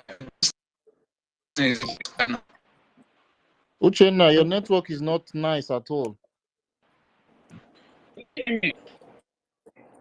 Yeah, I can hear you, but you're really breaking. I don't know why.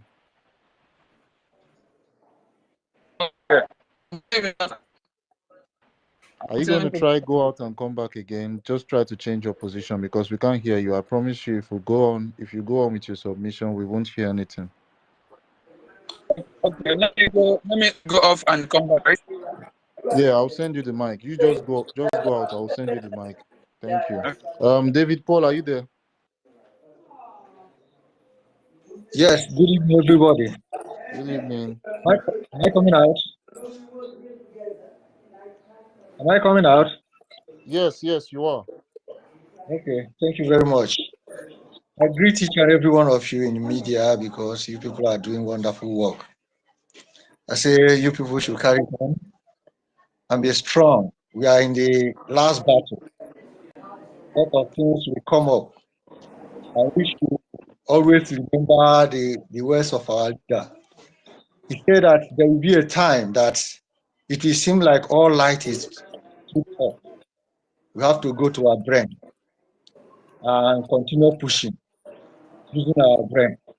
You know, all these things that are going on here, one certain time, my mind just come into my mind and say, we are now from Department of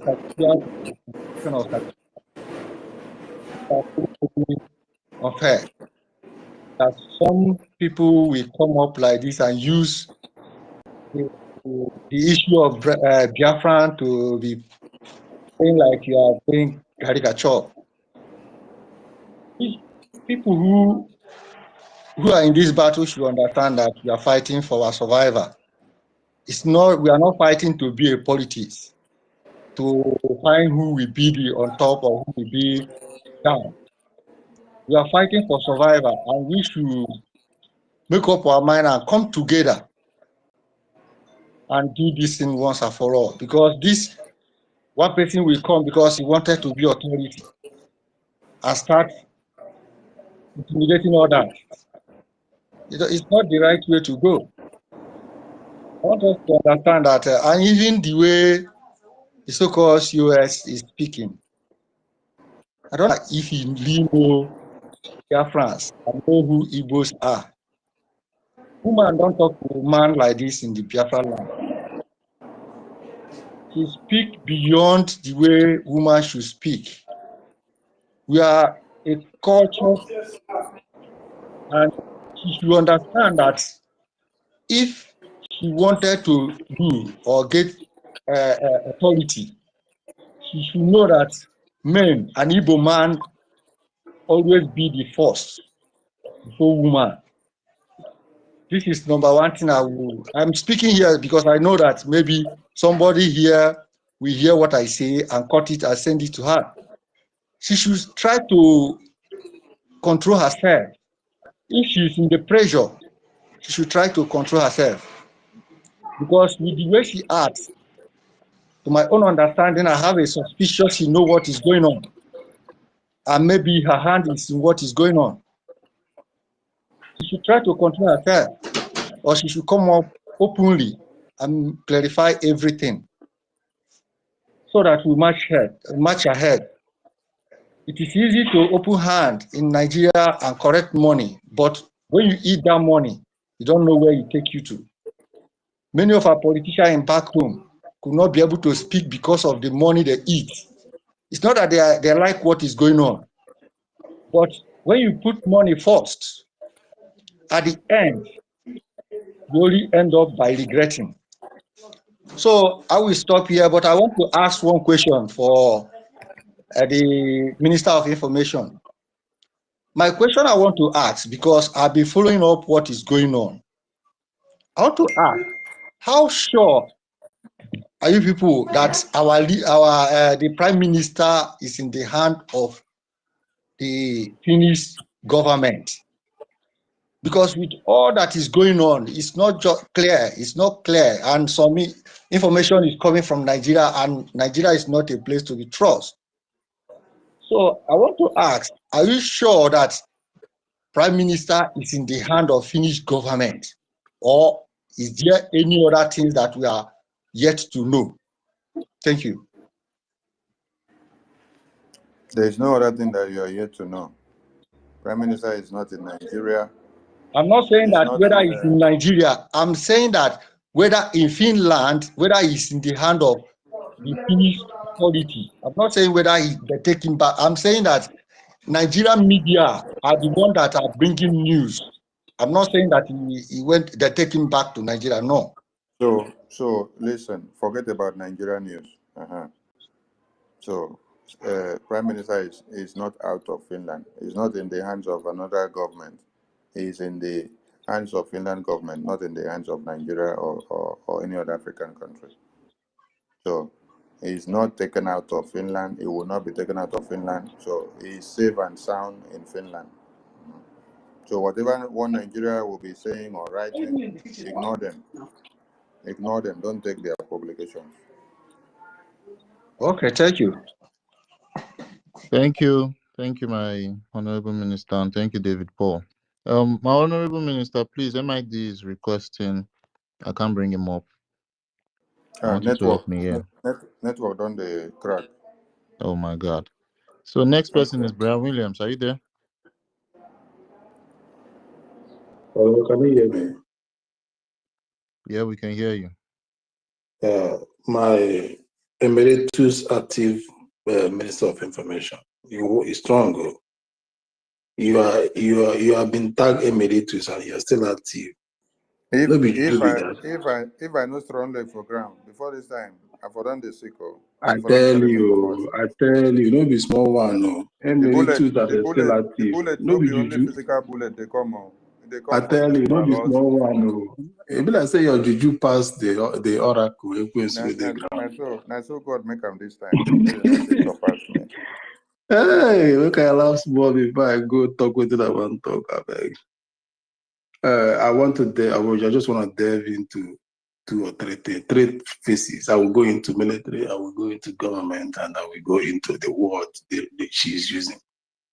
And I will be correlating that military is the stronghold of every country, of a nation, and when it fails. That America today is strong, that being feared among the nation, and they have the strongest army in the whole world as of 2024 is because of the military. Be it the hardware, precision, the scientific, all those things is because of the military. That defense have strengthened the economy, bring people to invest because of the safety and everything, and it makes countries to be afraid to tamper with their citizens wherever they are. It's because of the military. That Israel is able to today to live among the enemies and still beat them up, and dealt the person decisively with them is because of who they are, military. And that today the zoo is crying bitterly and running head-scatter with their legs touching their ears because of Biafra Defense Military Force. And for that, Biafrans, on no account should we, by nature, by dream, death or alive, second or support or indulge in any activity that will put an end or to limit the strength of our military. Any person or group or entities or party that is trying to buy or boycott, put down our military, that one is the first class enemy of Biafra. The person doesn't mean well. So you must bow, or what Ngozi Orebeze by now, let me call her by name, Ngozi Orebeze, trying to force our military, a whole general of Butuzo. I keep reading his write-up, understand, to bow or to have somebody elect before him because he refused to bow. What does that tell you? The person's hand is not clean. Because why? What? Military is the strength of this government. If once the military fall, whatever we are doing here is babash, is rubbish. So that is why we must queue in on that account, those two accounts. Because that account alone, like the one that comes at Biafra Republic gov.org/donate, the one I pegged on my profile, the one I asked her the question 5 times, and she said it's correct. I was the one that asked her that question, Sonny. That account is not just dealing with, it's not just dealing with monetary aspect. When you log into that account tells about the government. That account will show you the history for those that will, for foreigners that would like to know like to get a quick information of our government. Is through that account. And now they are plotting to pull it down. What does that say? That they are plotting to close the mouth of people that will come after the redeclaration to know more about the country, a brief information about the country. Because in that account, you have the old supporters of the Biafra government when the first war, the genocidal war took place. The people like Mohammed Ali, the Haiti government president then, even the UK parliament, those ones, history was there. Instead that account, you have the IOU tax, all those things, referendum, history, the present and past history of Biafra. Instead that account. The mission is to kill it and have everything about you closed. So that is something every Biafra must not allow to happen. And how do you make that effective? Is by keep on going to that account, make your donation, keeping it alive, so that they will see that their plot has failed. So what I'm saying again is this: she using the word surrogate or whatever, it is the right word used in the wrong place. She already has classified us as political party, but I want to use the other aspect of the word which she doesn't know of that surrogate. Is using forcefully to representing a constituent that never elected you. She should go and read the rest. She should go and search that political side. So what she nailed herself by using that word again, because she's forcefully representing constituent of that never elected her. And that is the case. That one is, by the way. Again, we, as the Constitution of Biafra stated, that we are practicing what we call Confederate state. And what does that mean?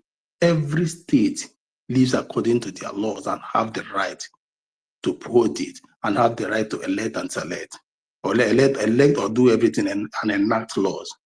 And that is one thing I'm calling on every Biafran today, home and abroad.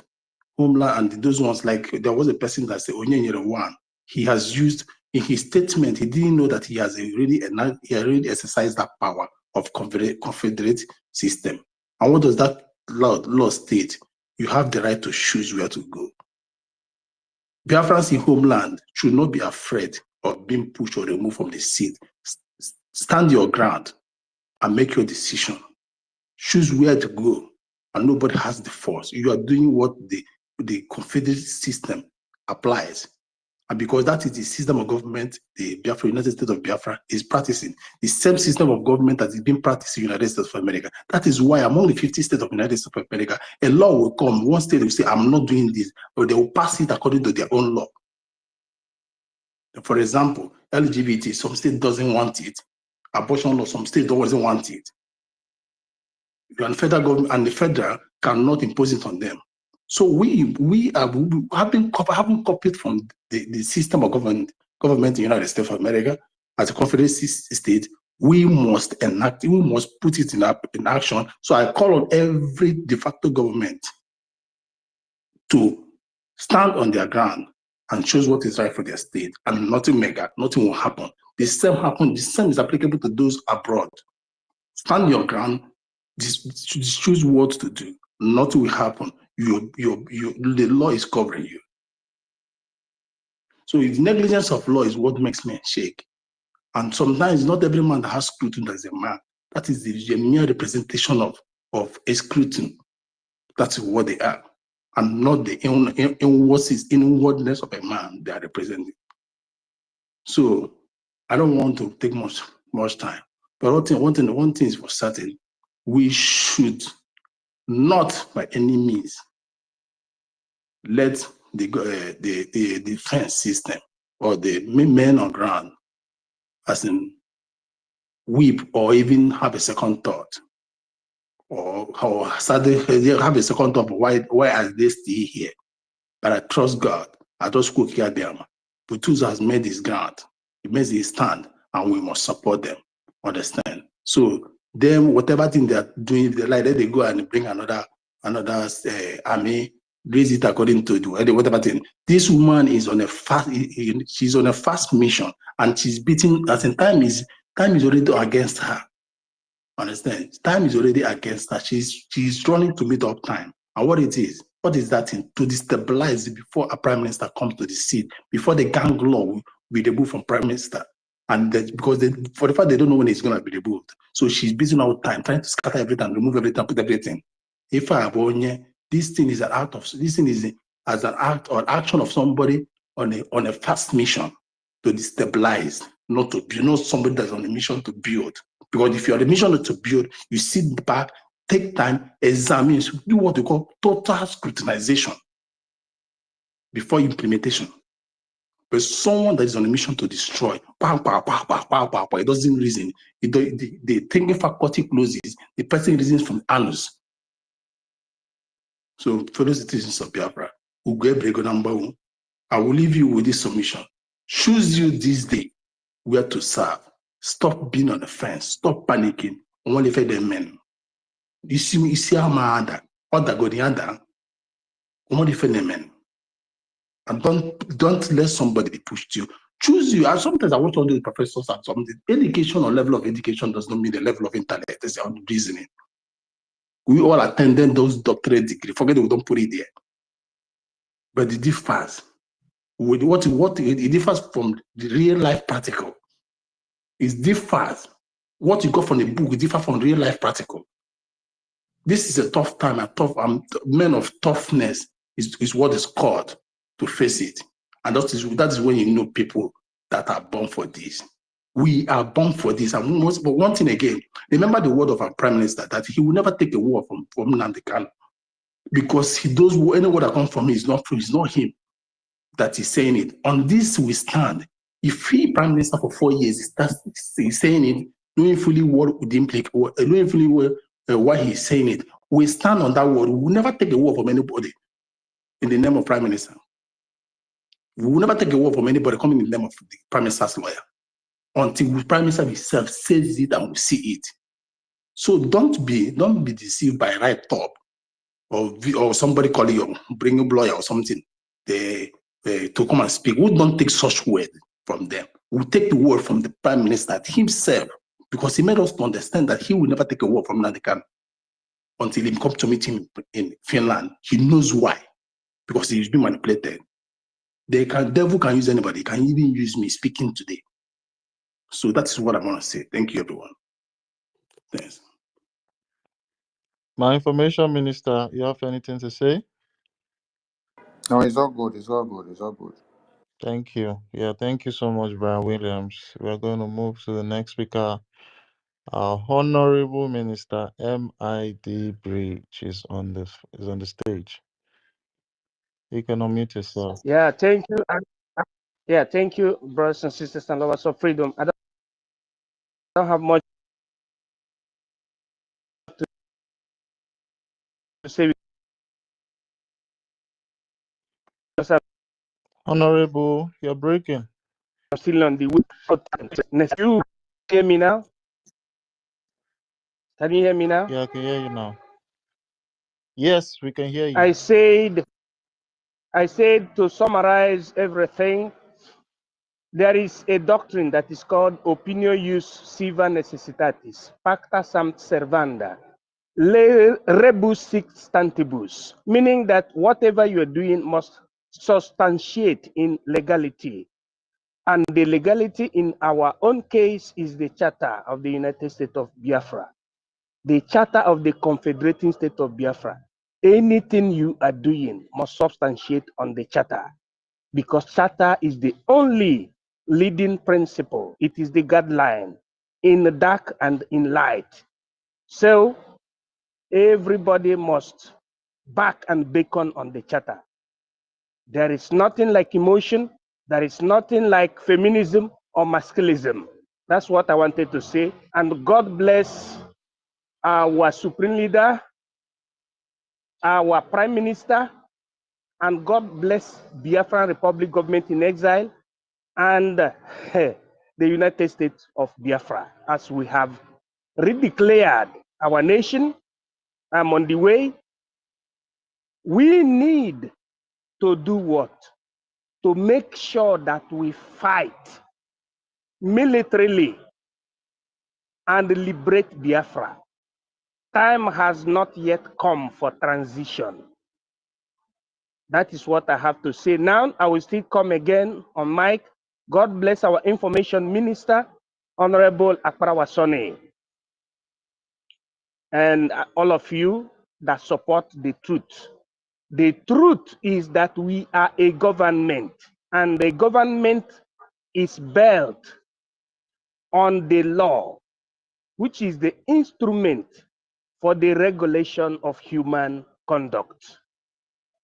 Thank you, in secula secularum. I yield my mic, I'm on the way. Thank you.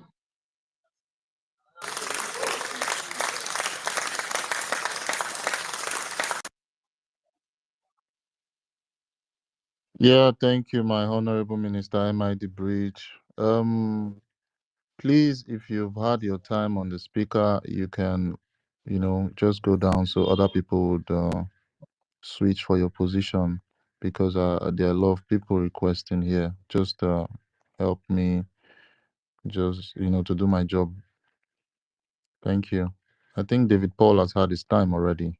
So I see Helen Peters here. Helen Peters, are you on speaker?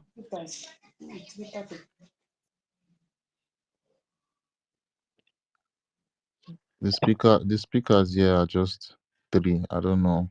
1 million. I see 1 million. I see Sister Eunice. Sister Eunice, are you there? Yeah, Let's go. thank you. Good morning, everyone, from my end. Thank you, Dr. Wasani, able information minister. I know a lot of people might be tired hearing my voice. Yeah, that is how passionate I am about this Biafra, our Biafra. My people, I, Mazda K, I greet you and all the speakers, Dr. David Nana. I can't see him here, but I thank you. Nonso, my sister Helen Peters, Sister Stella. Let me just curtail it here. You know, please, I have one request to make. That audio that was played, I don't know, Mazda K, if you were the one that played it. And I just want you to help me, please, to play that audio again. Because I think a lot of these people that are following this woman, this Madam You Must Bow, they've not listened to that audio. That audio is a real, in fact, that's oh my God. Do you know the audio I'm talking about? Yeah, I guess it's the one that she mentioned Mazin Amdekano in it. Exactly. I think they need It to was listen Ife to that played that. it. They need to. Oh, is Ife here? Ife, come up if you have the audio, because I don't have the Please, I audio here. beg I of don't have you. the clip. We need to listen to that audio again, because I know a lot of people have not listened to that audio. That sends a Please lot of play the audio. messages. I've That not heard sends, the audio. Please. please, yeah, we need to listen to it again, because I know a lot of people must have missed that when Ife was playing, brother was playing it. That sends a lot of, you know, oh my God, She I can't indicted believe what I herself. heard. She indicted herself. I Yeah. can't believe what my ears heard. And I'm still wondering why these people are still defending her with impunity. And it really baffles me. Like people There's a like word for justice and for these fairness. people, Sister Eunice. They are This called this is gullible. this is unbelievable. This is really quite unbelievable that this woman said those words from her mouth and people are still clapping for her. Like seriously. Oh my God. You know, just like our prime minister said, that when a few righteous men keep silent, wickedness will thrive, you know, and impunity will thrive. We can't keep quiet. If you're hearing my voice and you claim to love our prime minister, don't stand by the fence. Don't sit on the fence and watch. Take to your Twitter, please tweet something about this woman. Just call. I know she has blocked a lot of us, but what I do now is just I tag her. I know I can't comment on her comment section. I will screenshot whatever she posts and I will put it on my platform and I will tag her and I will tell her what she needs to hear.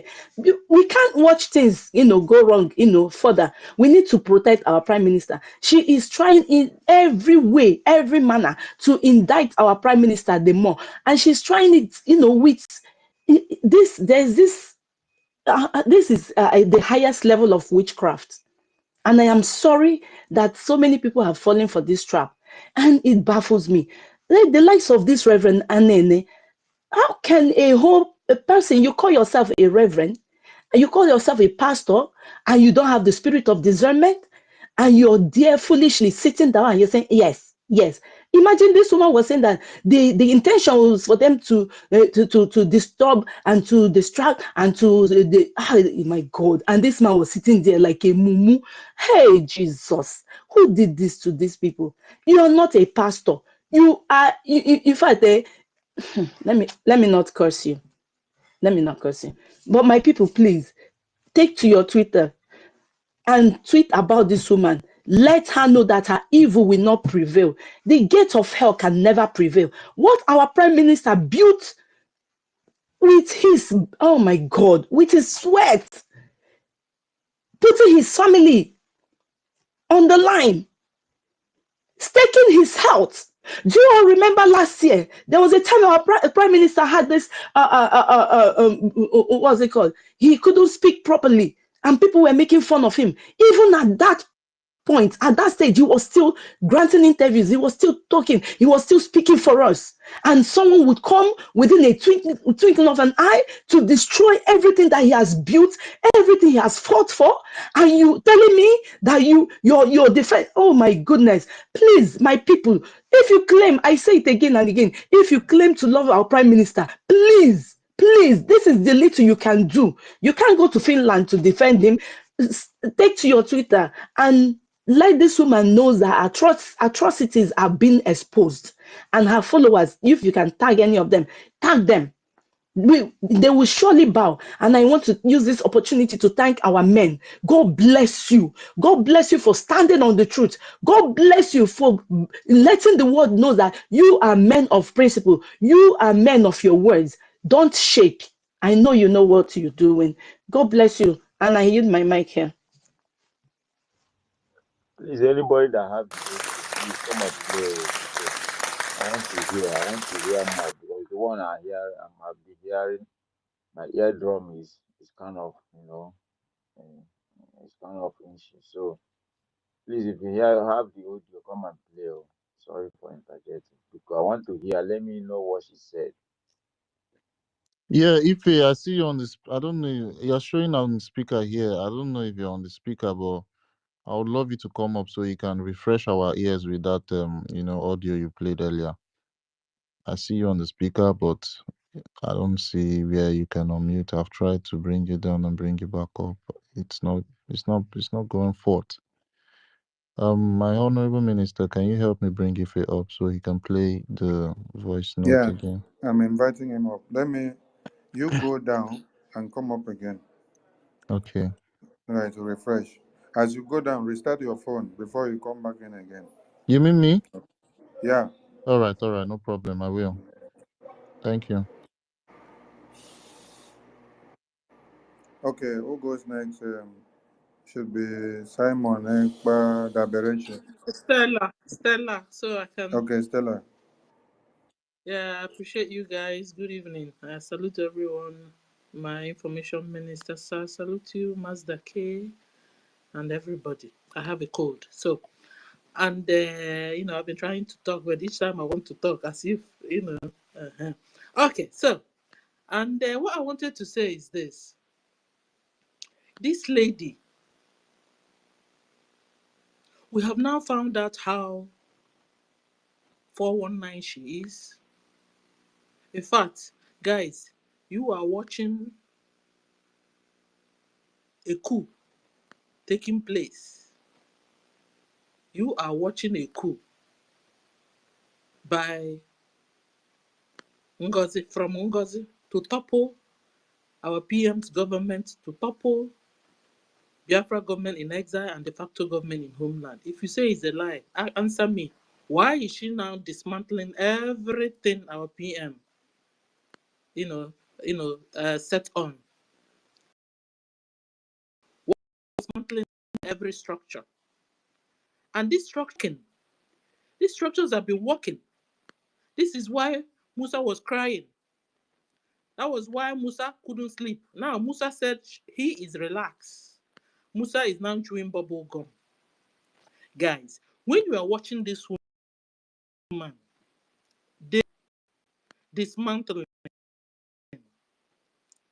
destroying, disabling, all the things our PM sets up for this government in exile and de facto homelands to be working and effective so far, all the advantages, achievements we've gotten. This woman is dismantling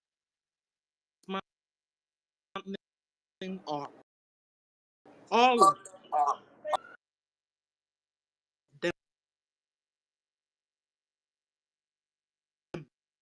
to the extent that even our commanders have to now pick up.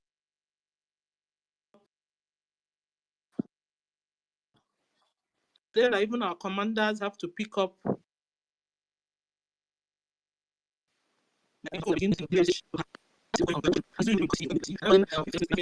We are talking about that they want to dismantle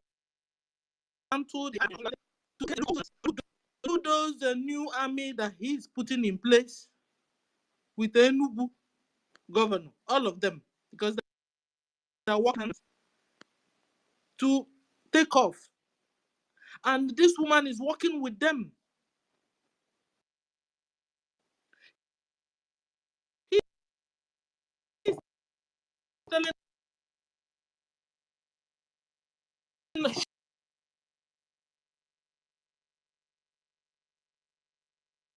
Wait, oh, I hope everyone can hear Stella well because I can't hear her well. It's No, cutting. no, Cutting. yes, it's cutting. Well, we can't hear her well. We can't hear her well. She's breaking, and she's not talking anymore. Stella, check whether your internet where you recharge don't finish. Maybe you never pay bills. Can somebody hear me now? Yes, we can hear you now. Is it hear you clearer? now. Because I'm putting it inside my mouth. Okay, so what I'm trying Yeah, we to say, can let hear me you just now. make it Go. short. Hope you guys can still hear me. What I'm trying to say is that we are watching a coup. A coup is going on from Ngozi, and she's trying to dismantle, all the things our PM set up. You understand? She also wants to dismantle our defense at home to put up her own. This is a red flag there already. The essence of her setting up a government, is it to dismantle everything and create a loophole that Nigeria government will not begin to finish us? And this is exactly what is going on. On that note, she's an enemy. So, I was discussing of going to make peace. No, it's of no use, guys. You can't make a peace with the devil. You can't make a peace with the Boko Haram. At the end of the day, we will not say repented Boko Haram. Are we supposed to be working with repented DOS, repented Boko Haram? No. So she's an enemy. So what we'll do is to make sure we disable her. We need to speak with our CRC. And I also want to make sure that this lawyer we have for our PM, we have to really make sure she doesn't have contact with the lawyer anymore because she's a sellout. She's a DOS. She's a one Nigerianist. So we want to make sure she doesn't get in touch with PM's lawyer anymore from now onwards. In fact, that lawyer, we needed him to also talk to us.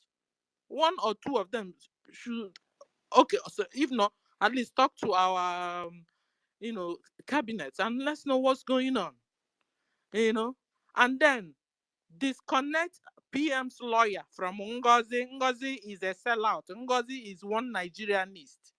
And, we've been talking about it.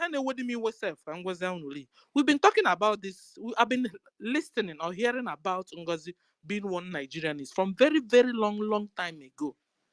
Yet you guys left her there and continue to work with her.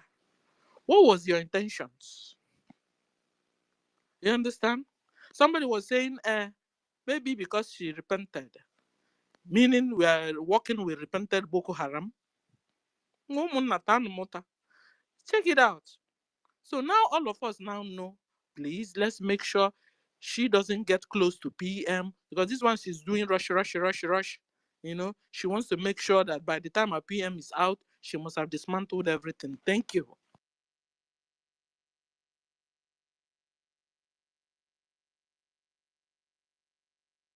Yes, thank you, our beautiful Stella. Master K, can you see everyone now? Yeah, I Let can us see know. everyone now. Yeah, very, Okay, very correct. back to you guys. Thank I you. think next person Yeah, should be Simon Egbadabereche yeah, before Simon Ekpa Chibuike. Daberiche.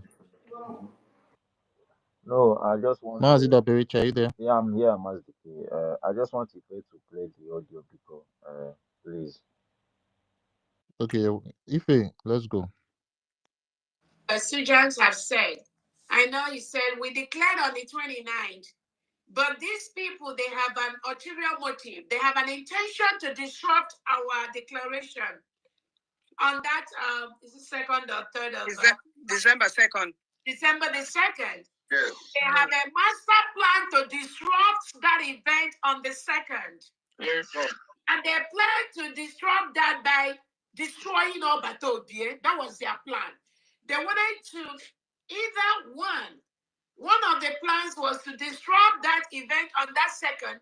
Yes. With so much chaos that the Finnish police will come in and just chase everybody away and disrupt everybody. That was one of the plans. The second plan they were planning with the Nigerian government is to somehow let Onyendu come out maybe a day before, be in Finland, coming to the venue, declare on that day to render our just to render so many things, to what they wanted that. But that didn't work out because they never liked Alberto. They don't respect him. When he gives rules, they don't respect him. These are people that they mob him on the back end. They crowd him. They destroy him. They put him in a position where the poor boy cannot, poor man, sorry, cannot even move, cannot talk. But he knows what they are made of. He knows their plan. But that has been their modus operandi for some time, for the years. So that's what they put him in such a tight corner that sometimes Odogu does something, you start to wonder, is this something, this decision coming from somebody like him? So that has been how they operate behind the scene. They don't respect him. They hate him so much. That is why even when he gave an instruction, some of these other mediocres on the other aspect, on the other hand, will be saying, oh, it is not from Obato, let him drop. Go ahead.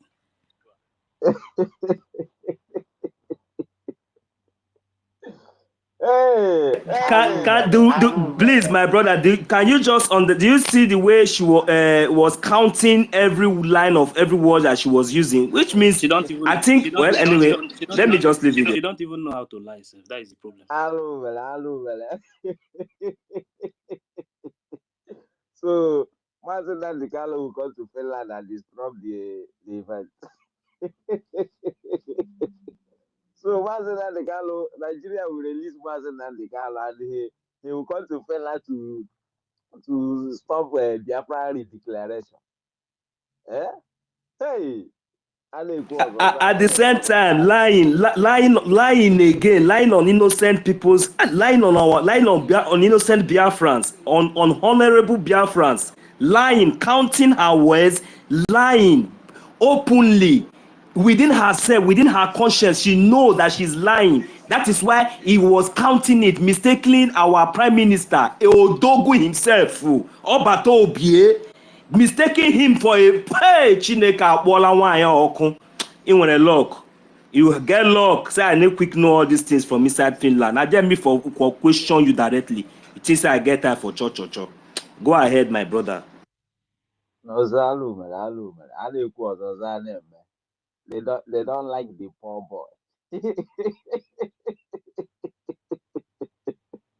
Our prime minister wala poor boy. Oh, Odogu chai. Nso one no. God the one no. They don't like the poor boy. They hate him so much. Now our information minister and Nkere now, all those one now, they are not the sabo. That is what she's trying to tell us now. They hate the poor boy so much. I beg you. Hey, don't worry. The devil will use his or her hand to destroy himself or herself. That's all. That's what I believe. Anyway, I don't have much to say, but I just want to say thanks to everyone that has been, doing a marvelous work coming on media, airspace every time, to push back on all these their lying machine, and they let the truth to surface and let people see what the truth is all about. You know. Anyway, I don't really have much to say. Just that this audio now that that if I just play out, is another shocking wave out there. So, and our Minister of Information, please, I want to call to your attention, please, when you post something, because no verse, all those monkey face where you dey put, I beg, stop they put all those things. Make your tweet they look very, very serious. When I see all those things where they put for all those laughing emoji and the monkey face, me, I don't like all those things. I can tell you, I'm serious. You need to make your tweet look very mature and serious. Serious tweet. When somebody will read your tweet, you know that yes, this is a Minister of Information. All those things make it to look kind of a little bit childish. That's all I have to say. My Please brother, I try to disagree make with it you. better. Must he be crying? Because those things Exactly. are laughable. And When it you looks see some childish of to the me. words you are It looks hearing from childish. them, Me, they I are don't like all those laughable. things. And there is no way you can express yourself than to put that laughing emoji. I disagree with you for that one, my brother. Beg. No. Helen, Information you minister, don't my understand what co-host, I'm saying. please, I am supporting this space today with the whopping son of one Gemma point 50 cents. I am going to send the receipt straight away. Thank you. Please, Mazi Sonny, our information, please. You need to do more thing on that because make it your tweet need to be looking serious and very good and mature because that.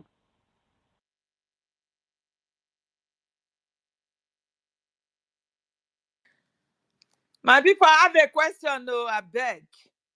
As dogged as our prime minister, can anybody put him in a tight corner that the prime minister will not come out and dismantle? I have that question for everybody. For those fools, those morons who are believing this, I don't know the language that we use for her. Can anybody put our prime minister Odogu of every corner? That man is Odogu. He's a self-made that nobody can get close. Can anybody put that man in a tight corner that this woman is trying to humiliate herself, that they put the poor boy for a tight corner as if he's her son? Thunder fire you there.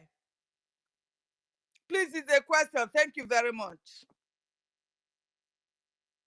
No, Sister Helen Peters, is it somebody like me and you that they will come and deceive with those kind of cheap lie? No, trying to prostrate that our information ministers, our honorable finance minister, and our honorable sources, they are not disabled now. That is what they are not trying, without no evidence. Mazdaki. Can I Can say anybody something, put please? you in a tight corner, not to talk of a whole prime minister? Mazdaki, are you A whole prime Can I minister. say something? The Yes, I'm here. Odogu. there? Control the space now. Yeah. I'm just trying to control it, please. I think Helen Peter said she has one question, so I'll give you 1 minute to ask your question quickly.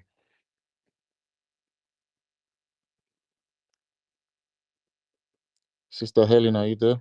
I've unmuted. You mute me, you are telling me if I'm there. I am here and I've already asked my question. Probably you did not hear. I said that Odogu as our prime minister, can anybody put him in a tight corner that this woman is trying to claim? Can anyone? Odogu Diagbadagruru, the self-made man, the man that will move a step and everywhere will be shaking. Can anybody put that man in a tight corner? Like this woman is just manipulating the minds of the morons following her? It's just my question, please. Thank you. Yes, thank you, my lovely sister Helen. Nobody can put our prime minister in a tight corner. Everybody can see what we've been doing, understand. And as we do it, they show. Not be something we say they do for private, you understand? So there's nobody that can touch or put our prime minister in a tight corner. Never. It's not possible. With everything he has done for years now, it's not possible. The next person that will go will be. Mazi, one question, please. 1 minute. You want to ask a Please, question, Daberechi? yeah, just a minute because this voice if I just played now. This was their last fundraising. That fundraising that happened Saturday, right? This past Saturday, where people gathered and listened to what she said. I mean, when she said that Mazen and the girl, Nigeria can maybe release Mazen and the girl to come to Finland and destroy what they are doing. I hope that was where people gathered and they were listening to what when she was saying this. Like a lot of people were there listening to what she was saying, and they can't use their tongue to calm their teeth. Anyway, go on. It's all good.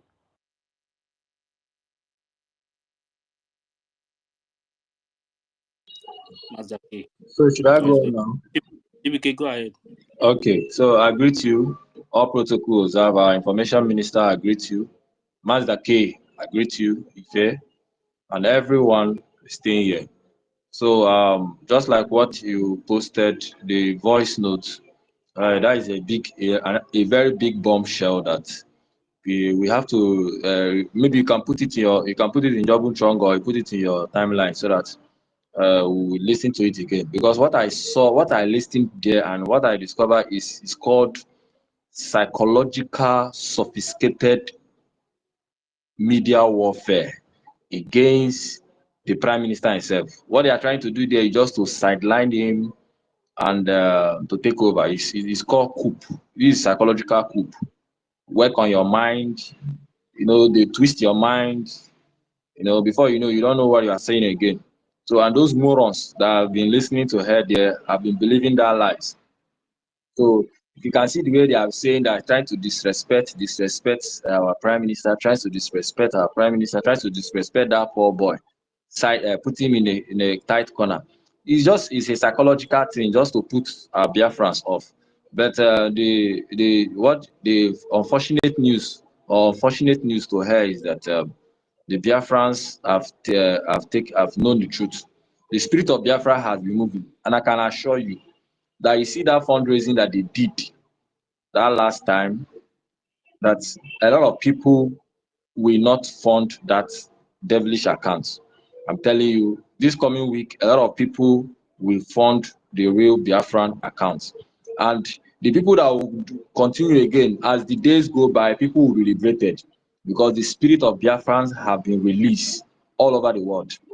And it's time to naked her and then shame her because she has been sent. She didn't come on her own. She came with the mandate of the devil, the darkness. Because this is what our leader says, that we are fighting against darkness. It's just light and darkness. So people should not see her like as Ngozi or as a person. She's on a very great mission from her employer. You understand? Just like people like Hope Uzodinma that they have sent to destroy. So that is how it is. But these things must happen so that the prophecy of our leader Mazi Nnamdi Kanu will be fulfilled. That as we are coming to get to the ending of this celebration, it will be very, very difficult than the first. But at the end, the Biafra will come. And those who does not have good heart, clean heart, who have put themselves into different evil, will not see Biafra. And that is what is going on now. Most people that will still remain there are the people that their hearts and their hand is not clean.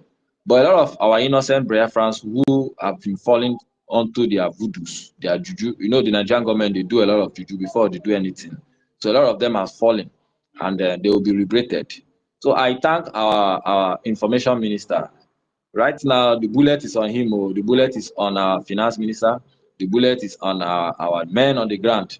And we should pray for them. In your privacy, pray for them. Invoke the spirits of the dead, because our obligation outweigh the living than it outweigh the living. It's way more to the dead. So let's pray that Okike will keep them. As they are standing, they will stand until the final end. Have you seen? So what is going on now? Their main target is now, when they discover that they can't get our men on ground, they can't take over our finances, they resort to propaganda. It's called media propaganda, by twisting the minds of Biafra, which now they have failed. I've seen, at least I can count up to 11 people I knew that they are part of, they were believing her story last week, that today some of them have risen. They started reasoning well. I'm telling you, 11 people I knew, they have risen. So the spirit of Biafra is in charge, and we should keep on mounting, preach the truth, stand on the truth, do not back down. She didn't hijack any government. No, she only just break out from out. So she didn't hijack nothing. She just break out. She just a breakaway, just on her own group, because she's not representing anybody. She's not representing the government of the people. She's not representing Biafrans in homeland. She's not representing nothing. She's just and her group on her own. So very soon they will become DOS, and their own falling will be worse than the DOS. They are going to fall straight to the ground without even no way of holding hand. So that is it. So my question to our information minister is, now that there is a breakout from them, the evil seed have been able to come out from the real government, because we are the government. We are the government. We have the prime minister. As long as the prime minister still remains, he is the government until when they have a new government, a new prime minister, before there will be a new transition. So for now, the prime minister remains the head of the government. So now, my question to our information minister: why not? We need you guys. At least I saw Professor Joy Irobi standing with the truth. I saw Professor Chioma standing with the truth, with you and other ministers standing with the truth. We want you people to come out and talk to Biafrans and address us and give us way going on. You know, something like the way our prime minister has been doing it. You guys should be doing it now uniformly, maybe once in a week or 2 times a week. That is what we need. Like, when will you just people come out, all of you will come out in a press brief, you know, you give Biafrans hope that the government is still standing, that these people are breakouts, you know, so that a whole lot of our people back home, because our people back home are believing us, are believing you guys. They've seen, know the truth, and some of them are still being threatened. They need you people to stand, to come out and stand and make a statement. So I'm appealing to you, our information minister, to you guys should come together and come out and give a press brief. All of you want to see you people appearing, just like the way you people appear in the fundraising, like that. Just appear, the ministers, the cabinet ministers, appear and talk to Biafrans. Give us press briefings, the next thing to go, like what next to do and the next thing to do. That is my request to you, our information minister. Thank you.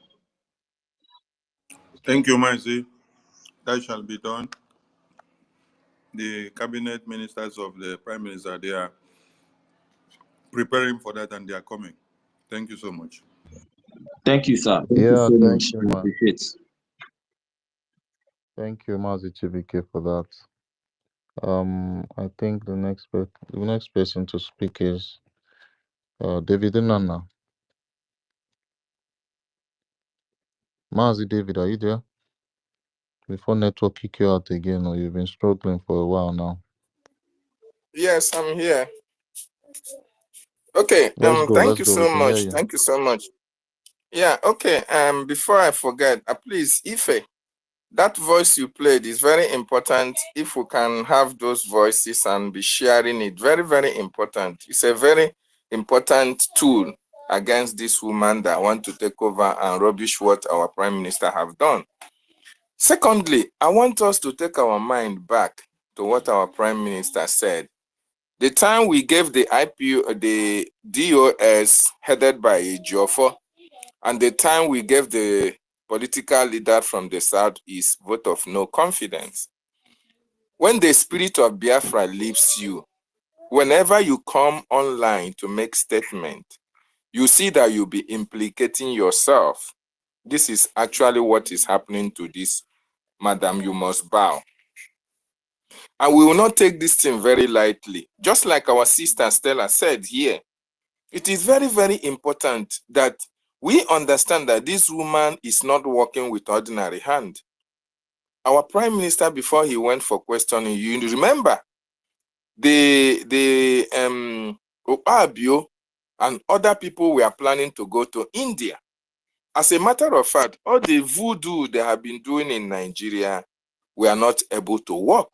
They have to seek for external forces in order to bring our freedom and our liberation down.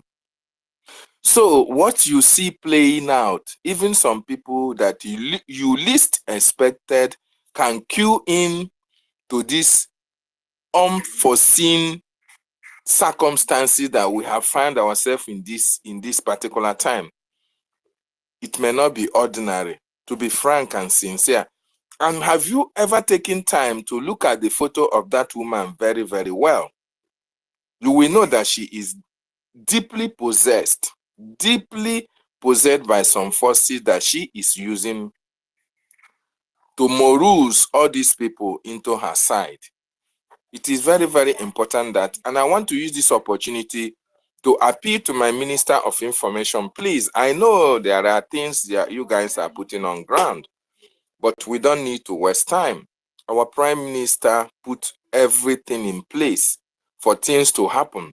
The reason why it seems as if she had taken over the government is because The cabinet of our prime minister have not been able to come out to at least to sit and elect somebody who will act until our prime minister comes out, so that you see that the power will drift from her. As long as we don't know when our prime minister is coming out, if it is possible, we can try to find out. Please, the government is a very good position to find out actually from Finland. We have people in Finland. We can engage the services of, people that can be able to find out what is actually happening. If our prime minister is not coming out very soon, then somebody can act on her behalf. Otherwise, if we allow this woman to go the way she is going, before we can pick up the pieces of what she has broken, it might be very, very late. This is very, very important because all fingers are pointing at her. Earlier in her entry into this movement, there were insinuations, there were accusations that she was a Nigerian agent. And just like our sister Stella said, we overlooked that. Look at now, at the finishing line of our restoration, she had just surfaced to be able to rubbish what we have.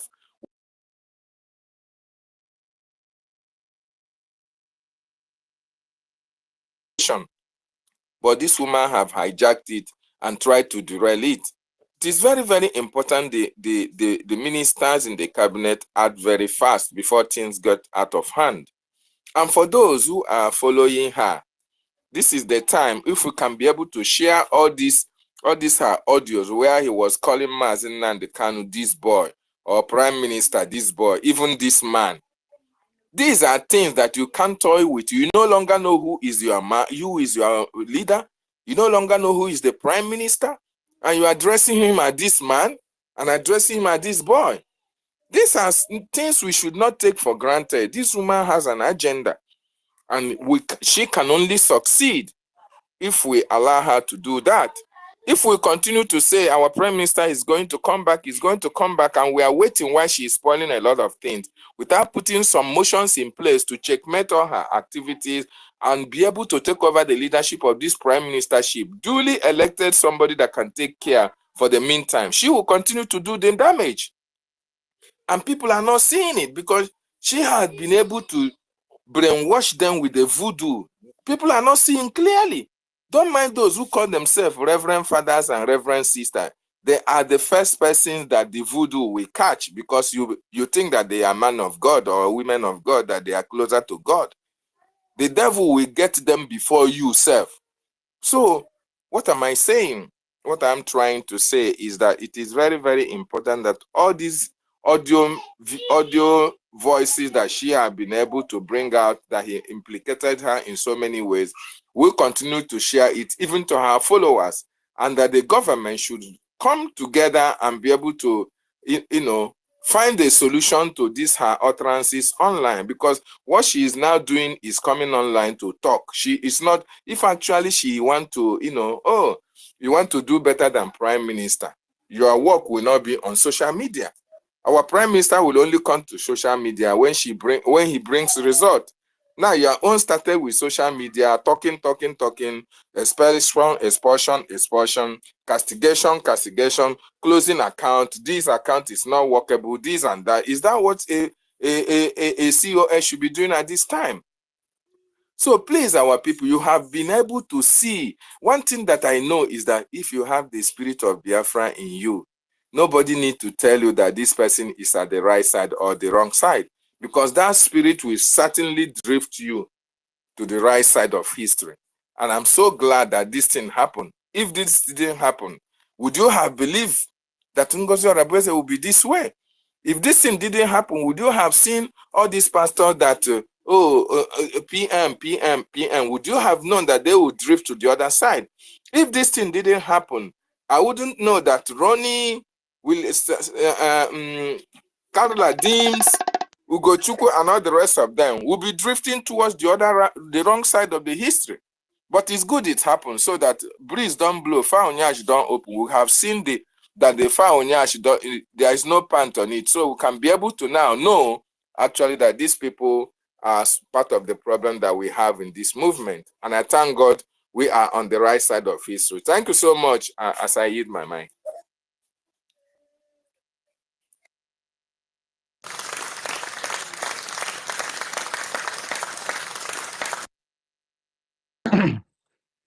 Thank you so much, Mazi David. The next to go would be our lovely sister Mary Telkamp. Are you there? I'm here. Oh, thank God. You guys remember me. Oh, my hand already break. Good evening, everyone. Good evening, Information Minister David, everyone. Our leader, Itiade Kondo. Oh, good evening, wherever you are. We love you. We love you guys so much, our fathers and our son. Yes, my people, Information Minister Bego, I have a question for you. Either a question or my opinion. I just want to know. And Biafra, if this woman, Nkosi Orabeze, if this woman said he want to remove one of our commander, where is he have another commander to replace our own commander? I don't understand. Because if you don't have anything concern our defense or our soldiers in ground, and immediately you don't know anything about them, and you want to remove him and present another person, where do you find, where this woman, Nkosi Orabeze, please, Biafra, it's very, very serious. So, where is he get another soldiers or another commander to be among us to present our land, our nation? Please ask Information Minister, this one is for you. And another one again, too. I remember the time Dubai had a corner, Arab nation, this Dubai, all of them, they go.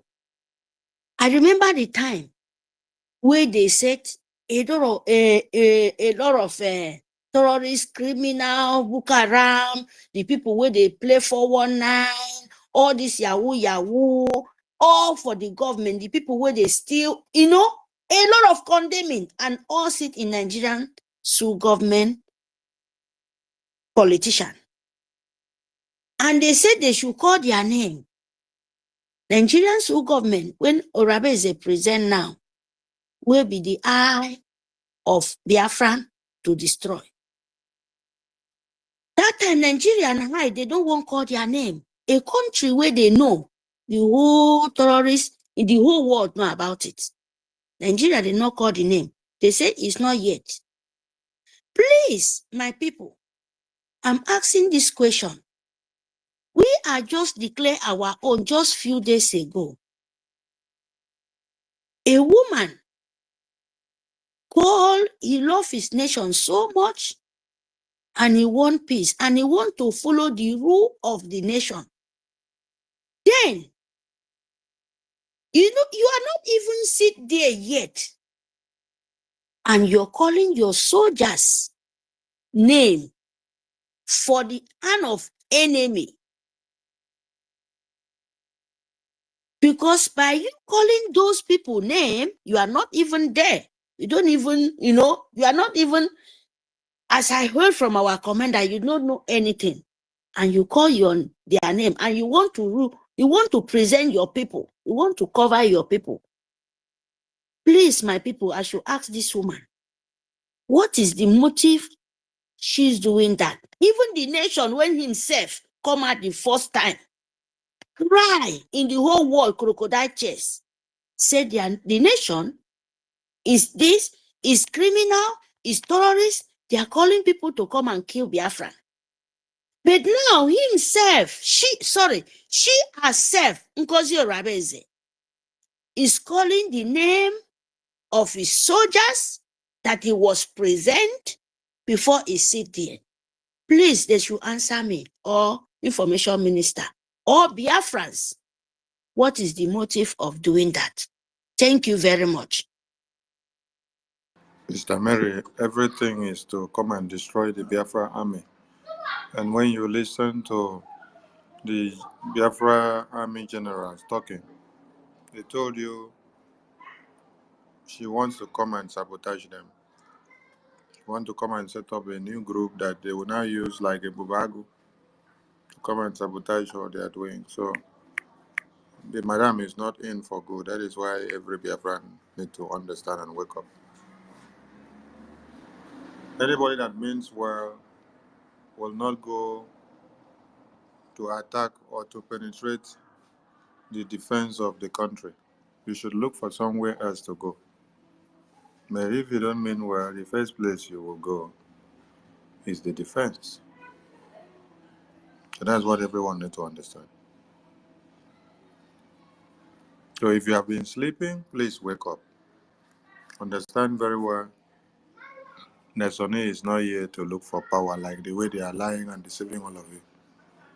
Sonny is here to open your eyes so that the enemies within will not come and walk a pathway for the enemies outside to come in and take over your defense.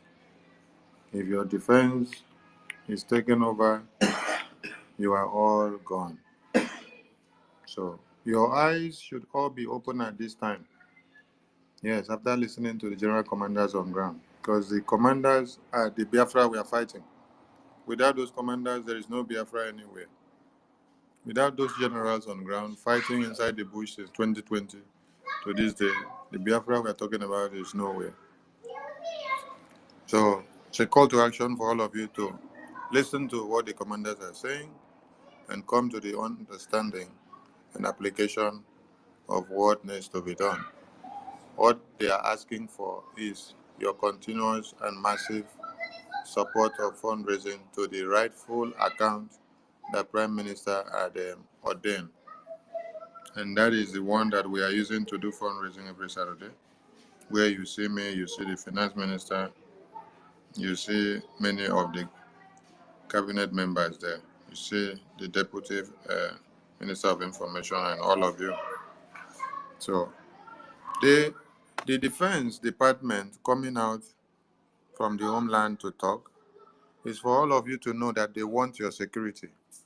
They want your women and children not to be overrun. They want your parents, they want your babies, they want your siblings not to be slaughtered, because when it happens, people will not come back and then start blaming them. They are telling you, they are putting you on alert. They are letting you to know that these are the plans that this evil is trying to put on the way. So wake up, everybody. Do not be carried away with emotions and the love of the declaration of Biafra. That is what they are telling you. They are telling all of you to wake up. So everyone should wake up and listen to what the generals in the battlefield are saying, because we are at the crossroads. And if you do any mistake now, by allowing all this nonsense to take you by chance, you are gone. So the defense of a country is in the finance, and the finance is in the defense. So everyone should wake up and face the needful. Thank you so much.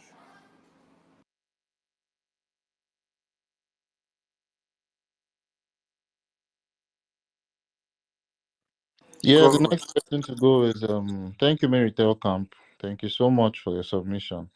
Mazi Chooks, are you there? Chooks Akomeze.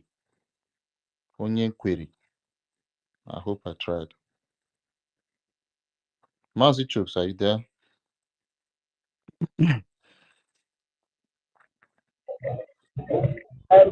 Honorable Minister, thank you for listening to Permission granted, my honorable minister. Thank you. Very welcome. Yes, yes, in Finland, and you are very Poland.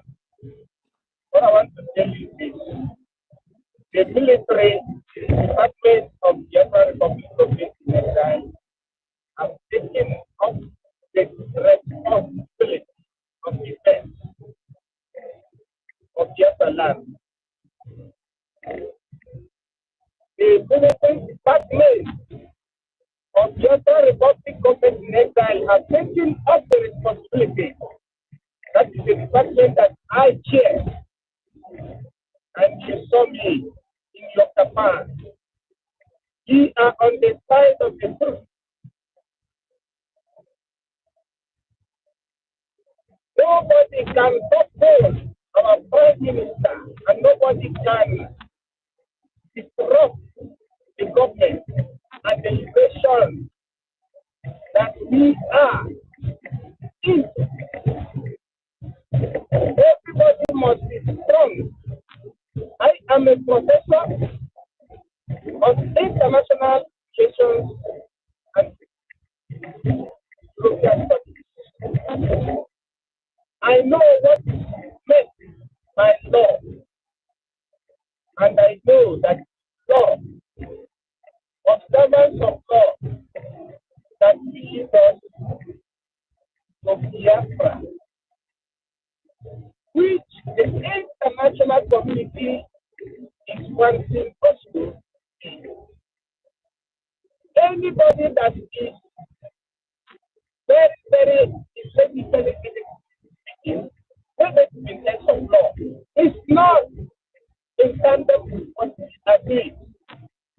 There is nothing like defense minister.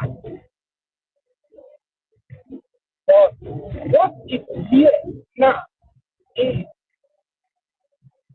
the liberation of Biafra.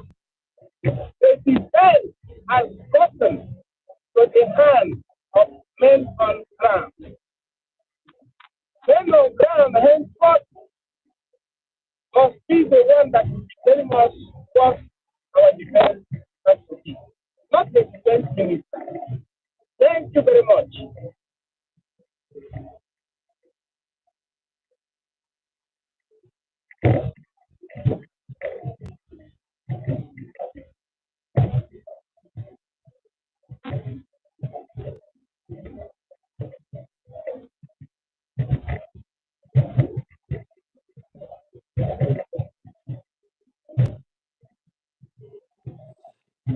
Mazi MID, your network is really messy, man. Your voice is low, your network is messy. I don't even know if I, got what you said clearly. If you're in a... Yes, we can hear you now. Yes. Yes, just stay like this and talk. I say, I'm not saying this, I'm not saying. I am saying that the defense of Biafra has moved from the defense minister to the military. The military has taken charge, and it is under the hand of General Bukuto. Nobody should fear. Nobody should fear. The highest thing we are going to pray occupy, or we are going to care about, is our funding, the funding of our defense. Everybody that is coming here to read parade about leadership is making that mistake. Our defense is in the hands of the men on ground, led by General Bukuto and the men. Our own as the representative of the military is to support them. Anybody coming under the Kwasi representative should know that the defense is in the hands of our men of ground. We that are in the diaspora must support them financially, economically, diplomatically, in terms of media, by raising funds just as we used to do. And www.IPOB in USA.org/donate. www.JapanRepublic.org/donate. God bless you.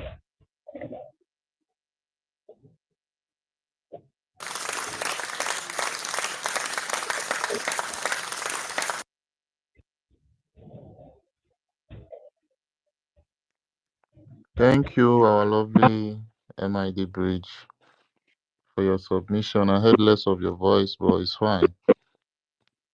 Mazi Chooks, are you there now?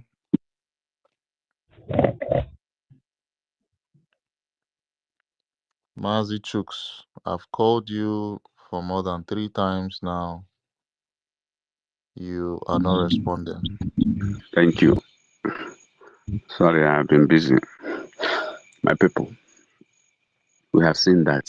Am I coming out? Yeah. Okay, thank you, our information minister, Master K, and every one of us here that's spoken. We have seen that I'm born on Africa, the enemy of our time, freedom, that has been put in place by the terrorist government of the Zoo, has started showing up her originality. Now, some people are saying, just watch, let's watch and see. And so many people that are sitting on the fence. What I want to tell us is this. If we are keeping quiet, it only means that all the money you and I has put in building this our freedom through our Prime Minister, hard work, and the structure he has built, all the contributions, all our discussion for years, and everything we have done, if we keep quiet, it means that we don't know what we are doing before. It means that na nke a ka a na-akpọ tichaa akụ ọkụkọ kwọrọ ọkụkọ aka. We must not keep quiet, and we must not end it only in saying. Somebody saying, make peace. There is no peace you will make with the devil. There is no peace you will make with the devil. That even you that want to make that peace will not be nailed. Her disposition has shown that she is never ready for peace. She blocked everybody. She talks anyhow just because you want to talk. So everybody, we must put our full chest and commitment to this, our battle.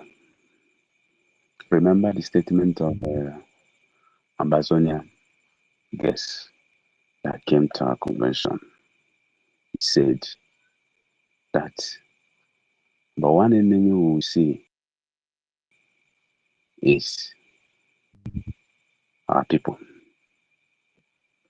And we must deal with them first if we will have progress. We should remember that he told us that that was their mistake. They discovered that that was their mistake. And we have started seeing it unfolding.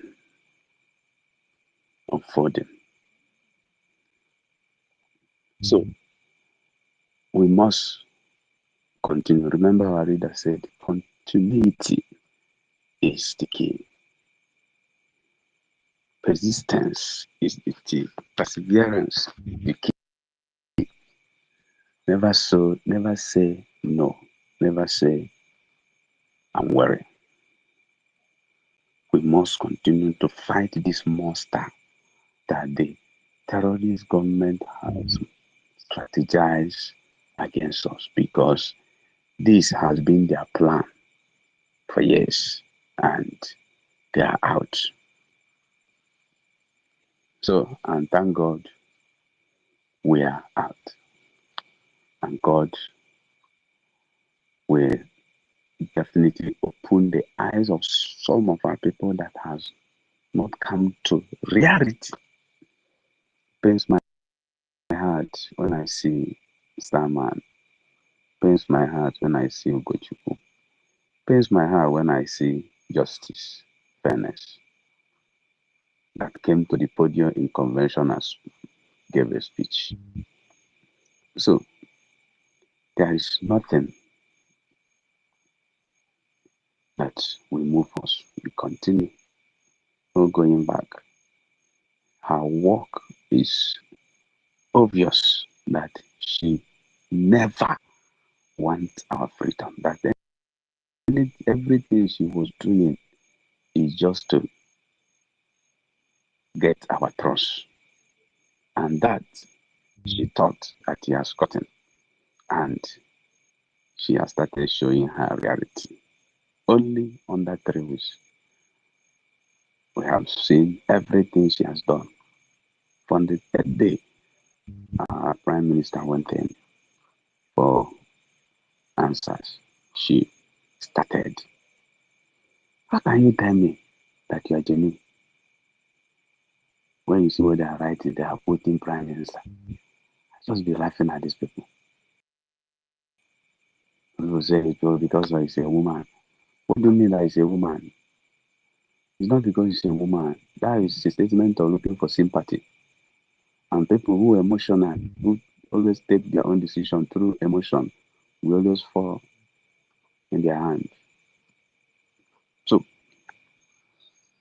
thank you, our information minister, and all our people. We must continue. And I support that suggestion of David Inanna, Dr. David Inanna gave, that the cabinet should do something immediately. Thank you, and God bless you.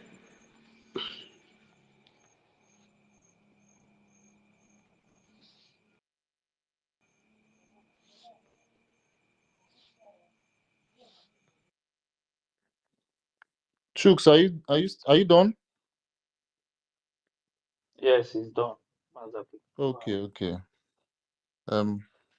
Yeah, thank you, my brother. Let's just move to the next speaker quickly because we have a lot of people Mazaki, can you requesting. reduce the time? At least we have 14 Yeah, let minutes me to just take it to question. 3 minutes, right? How many minutes? Yeah, it's okay. All right, 3 minutes. Everyone, I'm going to time you guys 3 minutes. I don't know how fast you'll be, but let's just reduce the time to 3 minutes. So next speaker will be Emeka Socrates while I bring up other speakers. Thank you, Mazaki. Thank you, Prime Minister Sonny. Well done. God bless you. Ife and all the house. First, I just want to talk about those who are following the lady. I want to tell you, I've looked at them. I can confirm they are all kinds of people who have felt offended in the past. This group of dissidents include those who have begged the finance minister for money, the lady that shouts like a village woman to disrupt occasions. You heard what the finance minister said about her. The other one that barks like a wild dog. He would always be staying side by side when Sonny Akparawa and Pastor Van are presenting. And before you say anything, he jabs in and disrupts any useful contribution, wanting to show himself to be the most, let me say, the most honest, the most loyal in the group. And there was this one, again, I want to tell you, I've studied them. This one was always at that time struggling to be at the forefront among the people, the media. And he kept complaining that he wasn't given a chance and that. And at the stage, there's a lady, I believe that was his wife, contacting me. And she was complaining they weren't giving him chance. And they were now running the spaces on marathon because they didn't want him to come in and all that. On that occasion, I heard him complaining to the Prime Minister. So I discovered this morning when she sent me a text and saying, oh, the finance minister also had his faults, blah, blah, blah. Did I hear what one idiot Harry said? And I immediately I got that because last week we spoke and I was sensing that she was on that side. But when I got that this morning, I told her, well, I could see you among the group trying to derail the cause we are trying to take to achieving our freedom, which we've been seeking for over 50, 60 years now. But now I'm going to cut you off completely. So I blocked her in and out. And I went to the other side too and checked what I sent to the guy. I believe he is her husband. And that one also replied me in a funny manner because I forwarded to him what the Eritrean Prime Minister said. And he mocked it and said something. So I blocked the two of them. So you see, you could see there, they were two unhappy people. They said Sonny didn't allow them to be in the media. So these are just the people you are talking about. Just gently take your time, study them one after the other. You will see they were all disgruntled elements who felt they needed opportunity. And this woman, of course, you know, has been at the center of communication, so she could know those who are disgruntled, those who have all kinds of complaints, and that was why she could pick them along with her, and that's why they could easily flow with her. Don't be thought that you could hear some names you thought we are educated. I have said it again and again. I've been saying it for maybe about 15 years ago when I had to be teaching Nigerians. I had to take a lot of time trying to define corruption. When Buhari came out with that corruption against Jonathan, you see, education is not a collection of information. Education is the development of man's inner capacity to understand his environment, interpret phenomenon, and to create a new world and a new system. So, but when they now say that they are educated and they see the woman, of course, taking the name, doctor, and all that, they feel that they are educated. I saw some of them saying, oh, they have a qualification. And that's why some people are not there. That's why you could see some of them flocking to that side. But they are not really educated because the course they are following shows that they are all daft. Education is not a collection of papers. Those they are looking down on, as far as true content of education is concerned, are much more super educated than them. These are absolute numbskulls. They have nothing in their brains. If they got some qualifications, yeah, they had to toil through it over the years. They had to do 1 million times what these people they are saying are not having qualification could have taken to get that. But all of us have our own directions we want to take in life. And so these people are taking their profession and they have gotten the papers. That doesn't mean they are much educated. But I've been listening, I've been checking all these people they are talking about. And those people have more content in their head. They have more content in their skills they display than them. So they are not educated. So when you look at those people, like I've told you, they are just people who are full of themselves and those disgruntled elements who have formed the dissident group. That's what it's all about. As for the woman, like I said, she is a politician, a typical Nigerian politician. I take side with my sister Stella. It's very, very true that one wonders why she was there in the first place, especially when so many people had brought up her case before the prime minister and she was retained and continued. This is a typical Nigerian politician's mentality. Just use hooliganism, throw out the word there, and you get our people confused. And that's why you see our people saying, oh, let her come, let her resign. She hasn't done anything. She is nowhere. She hasn't climbed anywhere. She's just there on the ground. All she's just trying to use is the very common psychological warfare. Throw out the word there and let people go run after it. Let people get excited. I am appointing you this, and that one just goes up here. I am appointing you this, and that goes, oh, I am dissolving this. Don't regard those things as anything. Let's just move forward. Let's not keep elevating her, glorifying her by saying she has dissolved. She hasn't dissolved anything. She has only dropped out of the line. She has not appointed anybody. She dropped out of the line. She could create her own separate group, but the group is still strong and people are still working. Sonny is there. And all the group I see here, Mr. Snow and all of them, these people have better quality of mind and the brain to handle this better than her. Look at the way the woman answers questions now. Gentlemen, please, just let me round up by saying, don't keep saying she has dissolved anything, she has appointed anything. Those things are normal psychological warfare. That is the Nigerian hooliganism. Hijack a place, throw out the word, and let people run after it. Please, let's disregard that and let's move forward. I'm on the same side with there's a lady, I think Helen or so. And then after that, David, let's form a new group. Let the group come back and properly take in somebody on an acting position, not full position, and test the person over time. Thank you very much, Sonny. God bless you. I will always say, God protect all of you, and God bless Biafra in Jesus' name. Amen. Thank you.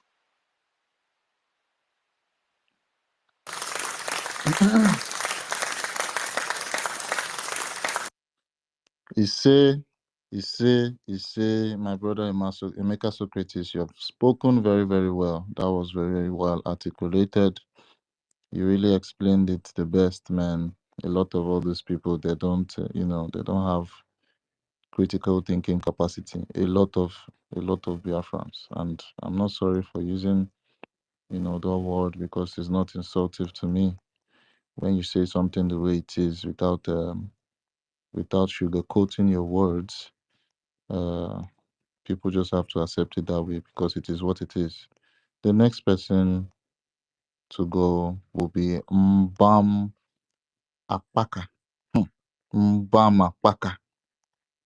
I hope I tried. You call it right. You call it right. Okay, thank you, my Good evening. brother. Good evening, everybody. I really appreciate what you guys are doing. I don't want to say much. What I want to say is that nobody should panic because there is this group which I had, and is one of the most powerful group, I must say, because there's no any information, both good and bad, that's going on. Even some of them I really see before I PM even posting.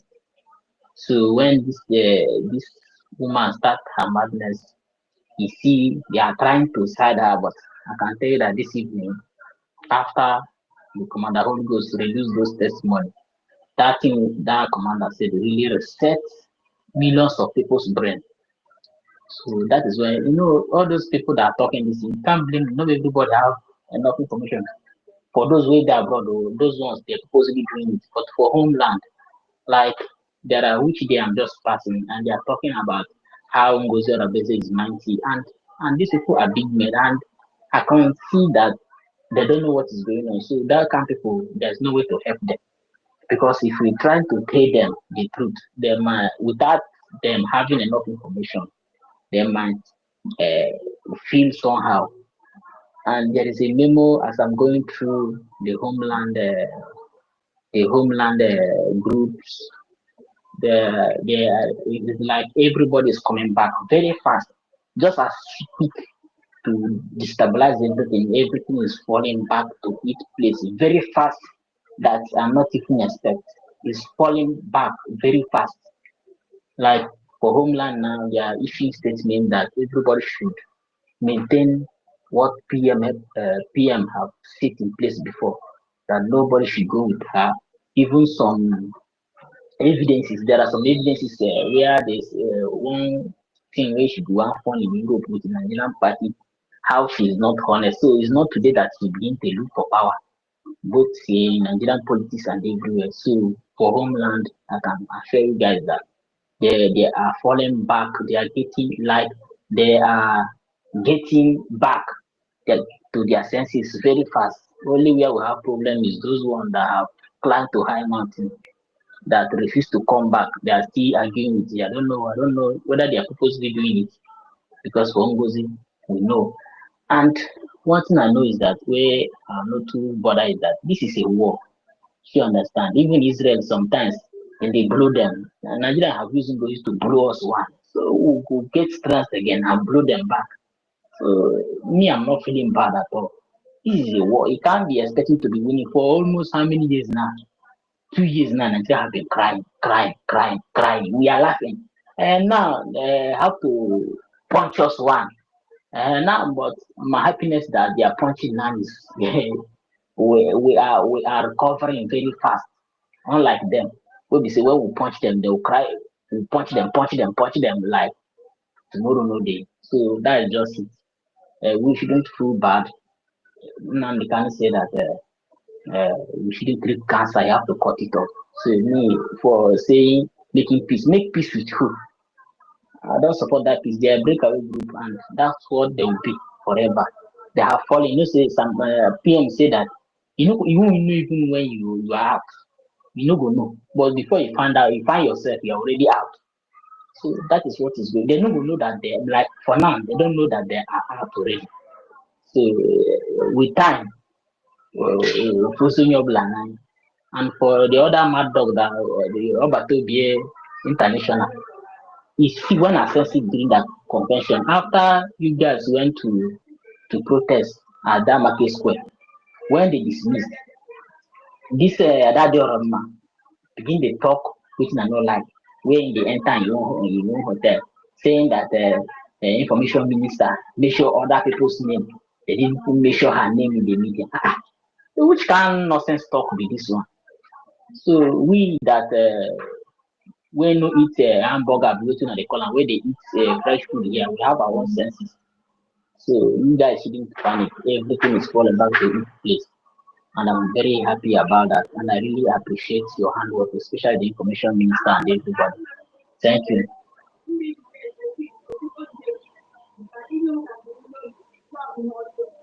Hello, can you hear me?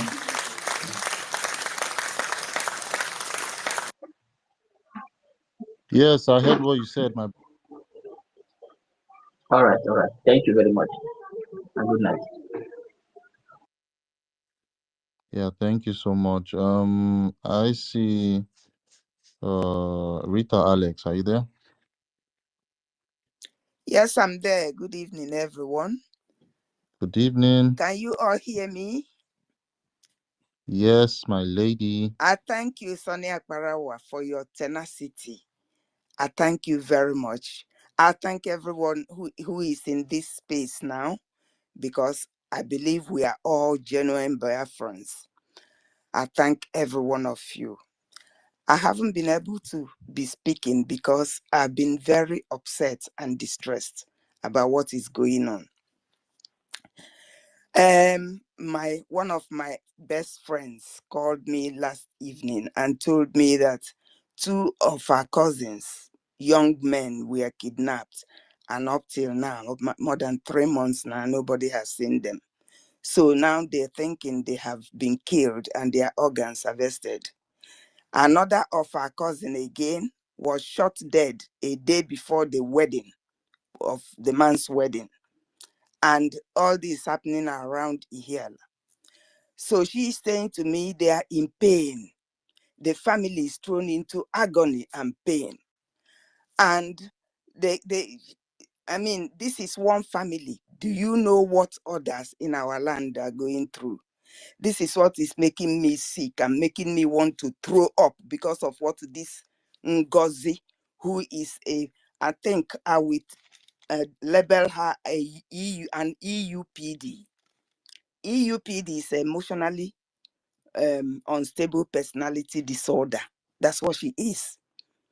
And the characteristics are, they are congenital liars. They are seeking attention to be in front of everyone. They are very cold and calculating.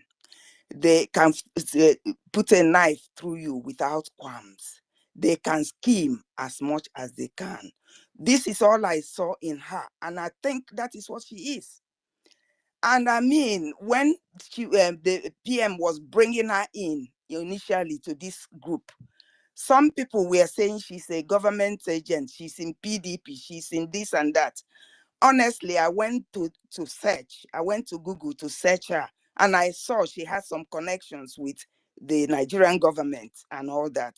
But who am I to say? I thought Prime Minister knows her better, and he accepted her to be. But now look at what she's doing. Part of her thing is to that attention seeking. She's now in the limelight. She is a COS. She's a deputy prime minister, and her name is ringing all over the world. This is what PDs do. That's what they do. And to curtail her in what she's doing, we need to raise up a leadership from amongst our ministers. may raise somebody who we match us one on one, while we support our leader, interim leader, before our PM comes back. That's what we need to do, because if you let them be, she's going to be scheming.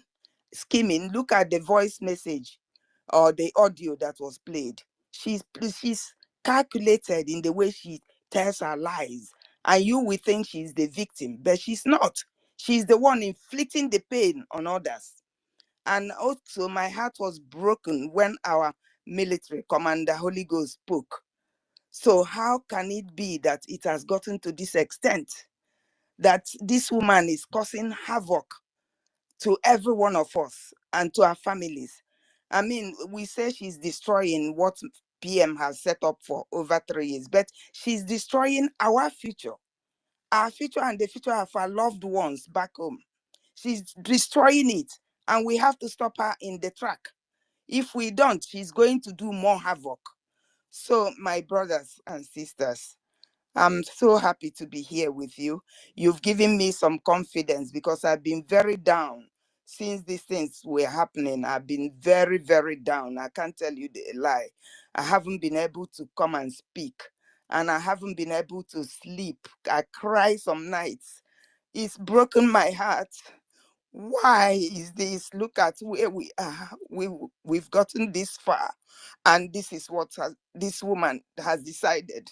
She says, Kima, when she comes, I look at her at the fundraising and the gatherings. She's always quiet, and she's not saying anything. She's not making moves. But I watched her at her own fundraising the other day. She was so excitable, and she's clapping. She's talking about money. That is what she also is all about. To get money, money, money. She has no conscience whatsoever, and she doesn't care about any of us. So those who have run to her, think we should pity them. We should not condemn them now, but eventually God may open their eyes to see that she's fake, and they come back to the true truth that we all are here. So I thank you all, and I pray God to strengthen each and every one of us to be able to bear the pain and the pain of what is happening now. It is painful. Anyway, thank you all. I yield my mic.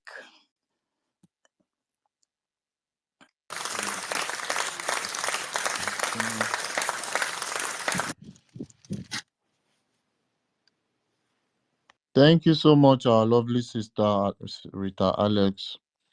You know, you really shook some tables here, and you caught me out when you mentioned that disorder, EUPD disorder, man. You see, this is what they are suffering from, and there's no lie. There's no, it's just what it is. I've forgotten how you put it, but I think you said something like emotional, something disorder. But yeah, you were very, very on point on what you said. Thank you so much for your submission. Thank Because I have a quick question. Is it possible? Please stop. I'm sorry for cutting you short. Senior is not feeling so well, so but if you can allow me to ask a quick question to our information minister. I think he's there, so you can fire down with your question. Yeah, thank you. Because I just listened to a tape, where somebody who does in Homeland was telling COS that they have put everything in place as per military, and he was asking her, the police.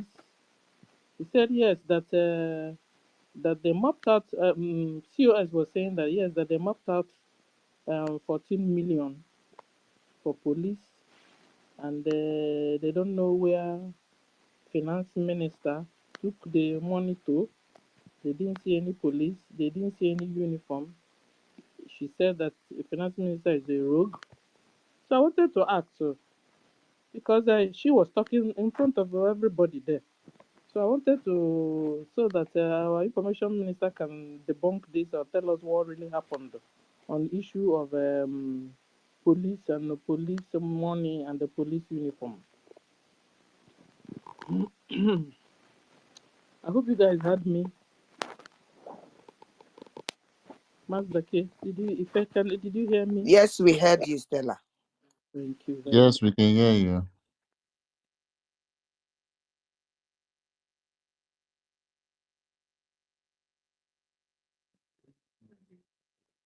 Um, Maybe information Mazi, minister is not Mazi present. Akparawa, are you there? Not on the phone. Information minister, are you there? Okay.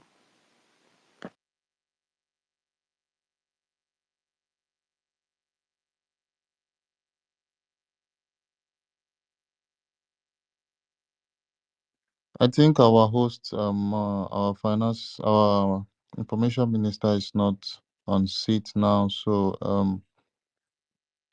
Stella will have to hold on until he's on seat to answer your question. I hope. Still, I can wait here first. You said what? Okay. Still, I can wait here first. Let another person Yes, that's answer. what I'm saying. That's what I'm Okay, saying. then She have to Stella will wait. answer the question. Yeah, you have to wait. So he'll come on seat and answer your question. So we're going next to Mazi Ochuko. Mazi Ochuko, are you there?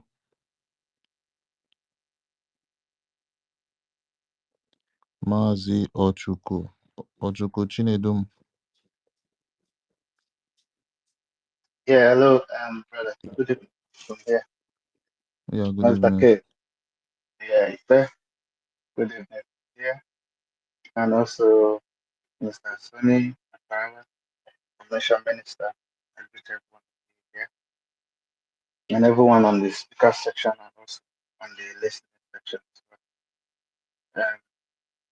You see, a lot of people have been saying that this woman, was the other president, that people should not be talking about her, that we keep talking about her, it's going to make her irrelevant. She's not relevant. She's just forcing herself into all of us. And if we keep quiet like this, she keep doing what she's doing. She really know that what she's doing is very, very bad. And a lot of people are not following him or following her. And also, there are some things because I've seen, I've heard from people that some people that are with her right now, that she threatens people. She will take you by force, and if you refuse, she will threaten you. And if you don't have mind, then you succumb to what she's telling you. That's why a lot of people, some of them, she put their name there on the post, on the position, of which some people rejected it because they don't like what she's doing. Because if you know the truth, not not it will not be easy for someone that doesn't know what the truth to deceive you. But a lot of people knows what she's doing because she's forcing herself into everybody. You know, most of the people that she put in position, they didn't request for it. She put them there. Then if you refuse, she will use one thing against you, or she will threaten you that she's going to use one thing against you. Then from there, some people, some people don't want to talk. Most of them, some people don't want to talk, but they know the reason why she's doing what she's doing, and all of them know that what she's doing is very, very. So we should not be intimidated. We will not keep quiet and let things go this way. If we keep quiet, she would think that nobody can oppose her, and she would think in her head that what she's doing is very, very right. So we have to counter all this. Even on the last fundraising they did, there was this man that is in charge. This man that's in charge of this. Hello? Somebody's speaker is open. Master, is anybody hearing me? Can you close your speaker, Yes, please? John, someone is speaking. All right. Yeah, on this last fund, Hello? Mazi John, someone is John, speaking. someone is speaking. Okay, I can't hear you. That's why you have to Drop, go I'll down bring you and down come and back. bring You you back done? up. drop Ochuko, and you bring can him. go on. Yeah. oh, Okay. okay, Sorry about okay. that. You see, the last fundraising they did was there was a one man there that's in charge of this urban development, and also they were promising people, some people that came to donate money, people that they haven't even heard their name for a very long time. Their first time to donate money there on this their shambolic account, and they just brought from nowhere. The man was promising them that your grandma in the village, as you put this money, your grandma in the village. We're going to build new house for them, and it's going to be free of charge. And with that, none of them in the family are going to suffer to get house. I was thinking that where is it going to be? How is it going to build those houses? Because we are under siege at the moment. If you build anything there that is very attractive, when the zoo military will see it, they will destroy it straight away. Why don't we focus on getting our land first before you can keep promising people? Him that is even promising people is living in America. Can he go down to the zoo and say he's going to build one thing or he's going to open one company and be building new houses for people?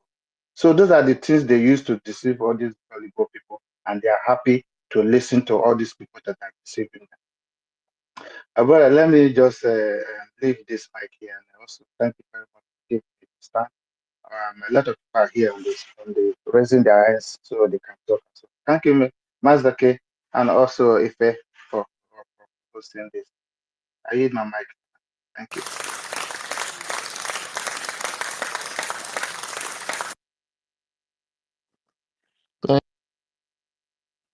Thank you so much, Mazi Ochuko, for your submission.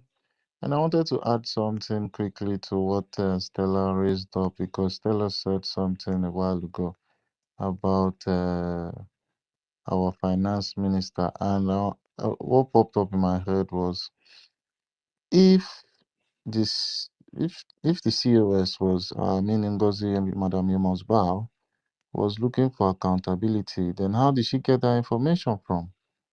You understand? I don't know how she got the information from when she was asking the finance minister for accountability. It means, something, I'm just smelling something fishy there. So, what do I know though? Let's go to the next speaker. Mazi Okudinamba, are you there? That's okay. If you want to say something? No, no. This EFIK has been here since. Who's that? EFIK. Baba, you put your phone inside your throat. I know they hear you. EFIK. Okay, Epco Kings. EFIK King, yes. EFIK King. Has been here Epco since. Kings, are you there? Yes, I'm here. Good evening. Higher down. Yeah, thank you, our host, our information minister. Thank you, our co-host, Ife, Maz Dekes, and all the rest. I greet every one of you for the wonderful submissions, for those that have submitted their thoughts. So I want to say a little thing concerning what is bothering most of our people concerning this woman. Sometimes when you kill a snake and you remove the head, the snake will not die immediately. It will take like maybe some hours or maybe 24 hours before the snake will stop maybe shaking the body. So whatever this woman is doing now is not that she is active or whatever. She is not active. I see her as someone who is irrelevant. She is not relevant at all. Her duty is just only that she have left the family, and not that she just left the family. She has a purpose before she joined the family. She has a purpose, and she is working with the Nigerian government. So it's something that most of us doesn't understand about her. She has a plan. She has a template. She has a time frame. And those time frame and every other thing has expired, because what she was doing was, there's one thing I want to tell you people, maybe for you two people to understand. You will see maybe on a very good day to come out is Ngozi Orabeze, Bianca Ojukwu, and the Uchechi Okukalo. Their signatory are is also inside those petitions that was written, maybe those people that voted against our Prime Minister, Mazi Simon Ekpa, because of this interrogation and every other thing that is passing through now. On a very good day, you will find out that her signatory is among with those that voted against him because of maybe whatever they planned or cooked against him. And you know that their plan was that Finnish government will return him back to Nigeria. That was why they tagged him terrorist. But to their surprise, Finnish government came openly to tell the whole world that their citizen is not a terrorist, that nobody should tag him anything concerning terrorism or something like that. So this woman we are talking about here is not relevant. We should know this. That's after the convention, there was a post that I made concerning her. I caused her maybe on 5th of December, if I can remember. On 5th of December, I made a post and I told her on that post, I tagged her and I told her that it shall never be well with her. That was when I discovered the whole thing that was playing out. So nobody should be maybe being a kind of a threat or something like that. She is nobody and she is not active in any form of our government. Our government is still intact. Our information minister are giving it to them as they want it. The only thing that our information minister need to add up is maybe, I don't know, I'm just saying on my own, if he will start a kind of debunking whatever information or whatever thing that she post on public. If we can debunk that, then secondly, if they have the capacity of, maybe I don't know the number of people who are still on that cabinet, if they are up to the number that can decide who will lead the family until when our prime minister will come out, they should do. And if the number is not up to what will make up the voting or something like that, we remain how we are and everything are going according to the plan. So nobody should fear or maybe that she is doing this, she is doing that. The whole people are seeing exactly what she is doing, and the whole people knows that she is working with the Nigerian government, and they have a time frame, and that time frame is what she's trying to see if she can round up before our prime minister will come out, because very soon our prime minister is going to come out. So whatever she's doing it in a way that maybe this man may come out at any time. So let her see if she can round up everything. And their main target is our military. Our army is their main target. They want to bring down our army. They want to hand over our army to Nigerian government. So that is exactly what she's fighting and fighting every time to see if she can get close to them. But there is no possibility for that because she is not among the government cabinet or the officials. So whatever she is doing now is something that I am seeing as somebody who is not relevant. So we shouldn't maybe when she posts, some of us will start maybe that she is trying to do this or she's changing everything. She's not changing anything. She's not changing anything. Our government remain how it is, how our prime minister kept it before he left, and that is exactly what we are fighting to make sure that we return everything until he returns. Our declaration has happened and it has happened. So anybody thinking that our maybe the declaration that she has hijacked it or something like that, there's nothing like that. Our government remains our government. She talking of maybe a new the government, the constitution, and the throwing away our charter shows that she is not among God and she's not capable of doing anything. And those people that is following her, when you check very well, because I took time checking their information, how they talk, how they behave, and everything, you will see that they have something, a skeleton in their cupboard. You notice that these people have another plan.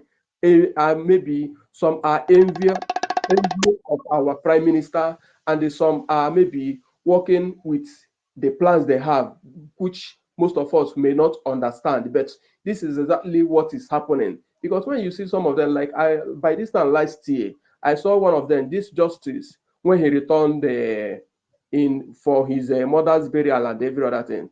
Then I was asking myself, him being a kind of maybe either the member of cabinet or someone who volunteers himself coming out on public or maybe on social media showing that he is supporting the prime minister, going to his village, snapping pictures and every other thing, posting in the social media. And when I was watching that in last year, I said, this man that is doing this, am I sure that this man is working with us? I don't. You when you see all these people, you will see that they are the people who joined this woman, so they know what. So I'm not surprised in whatever that is doing. And what happened now is the last, will I call it saving or something like that. So we have removed the chaff from the original. So whatever we are seeing today, let us fight and make sure that we return the government until our prime minister returns. Thank you and God bless you.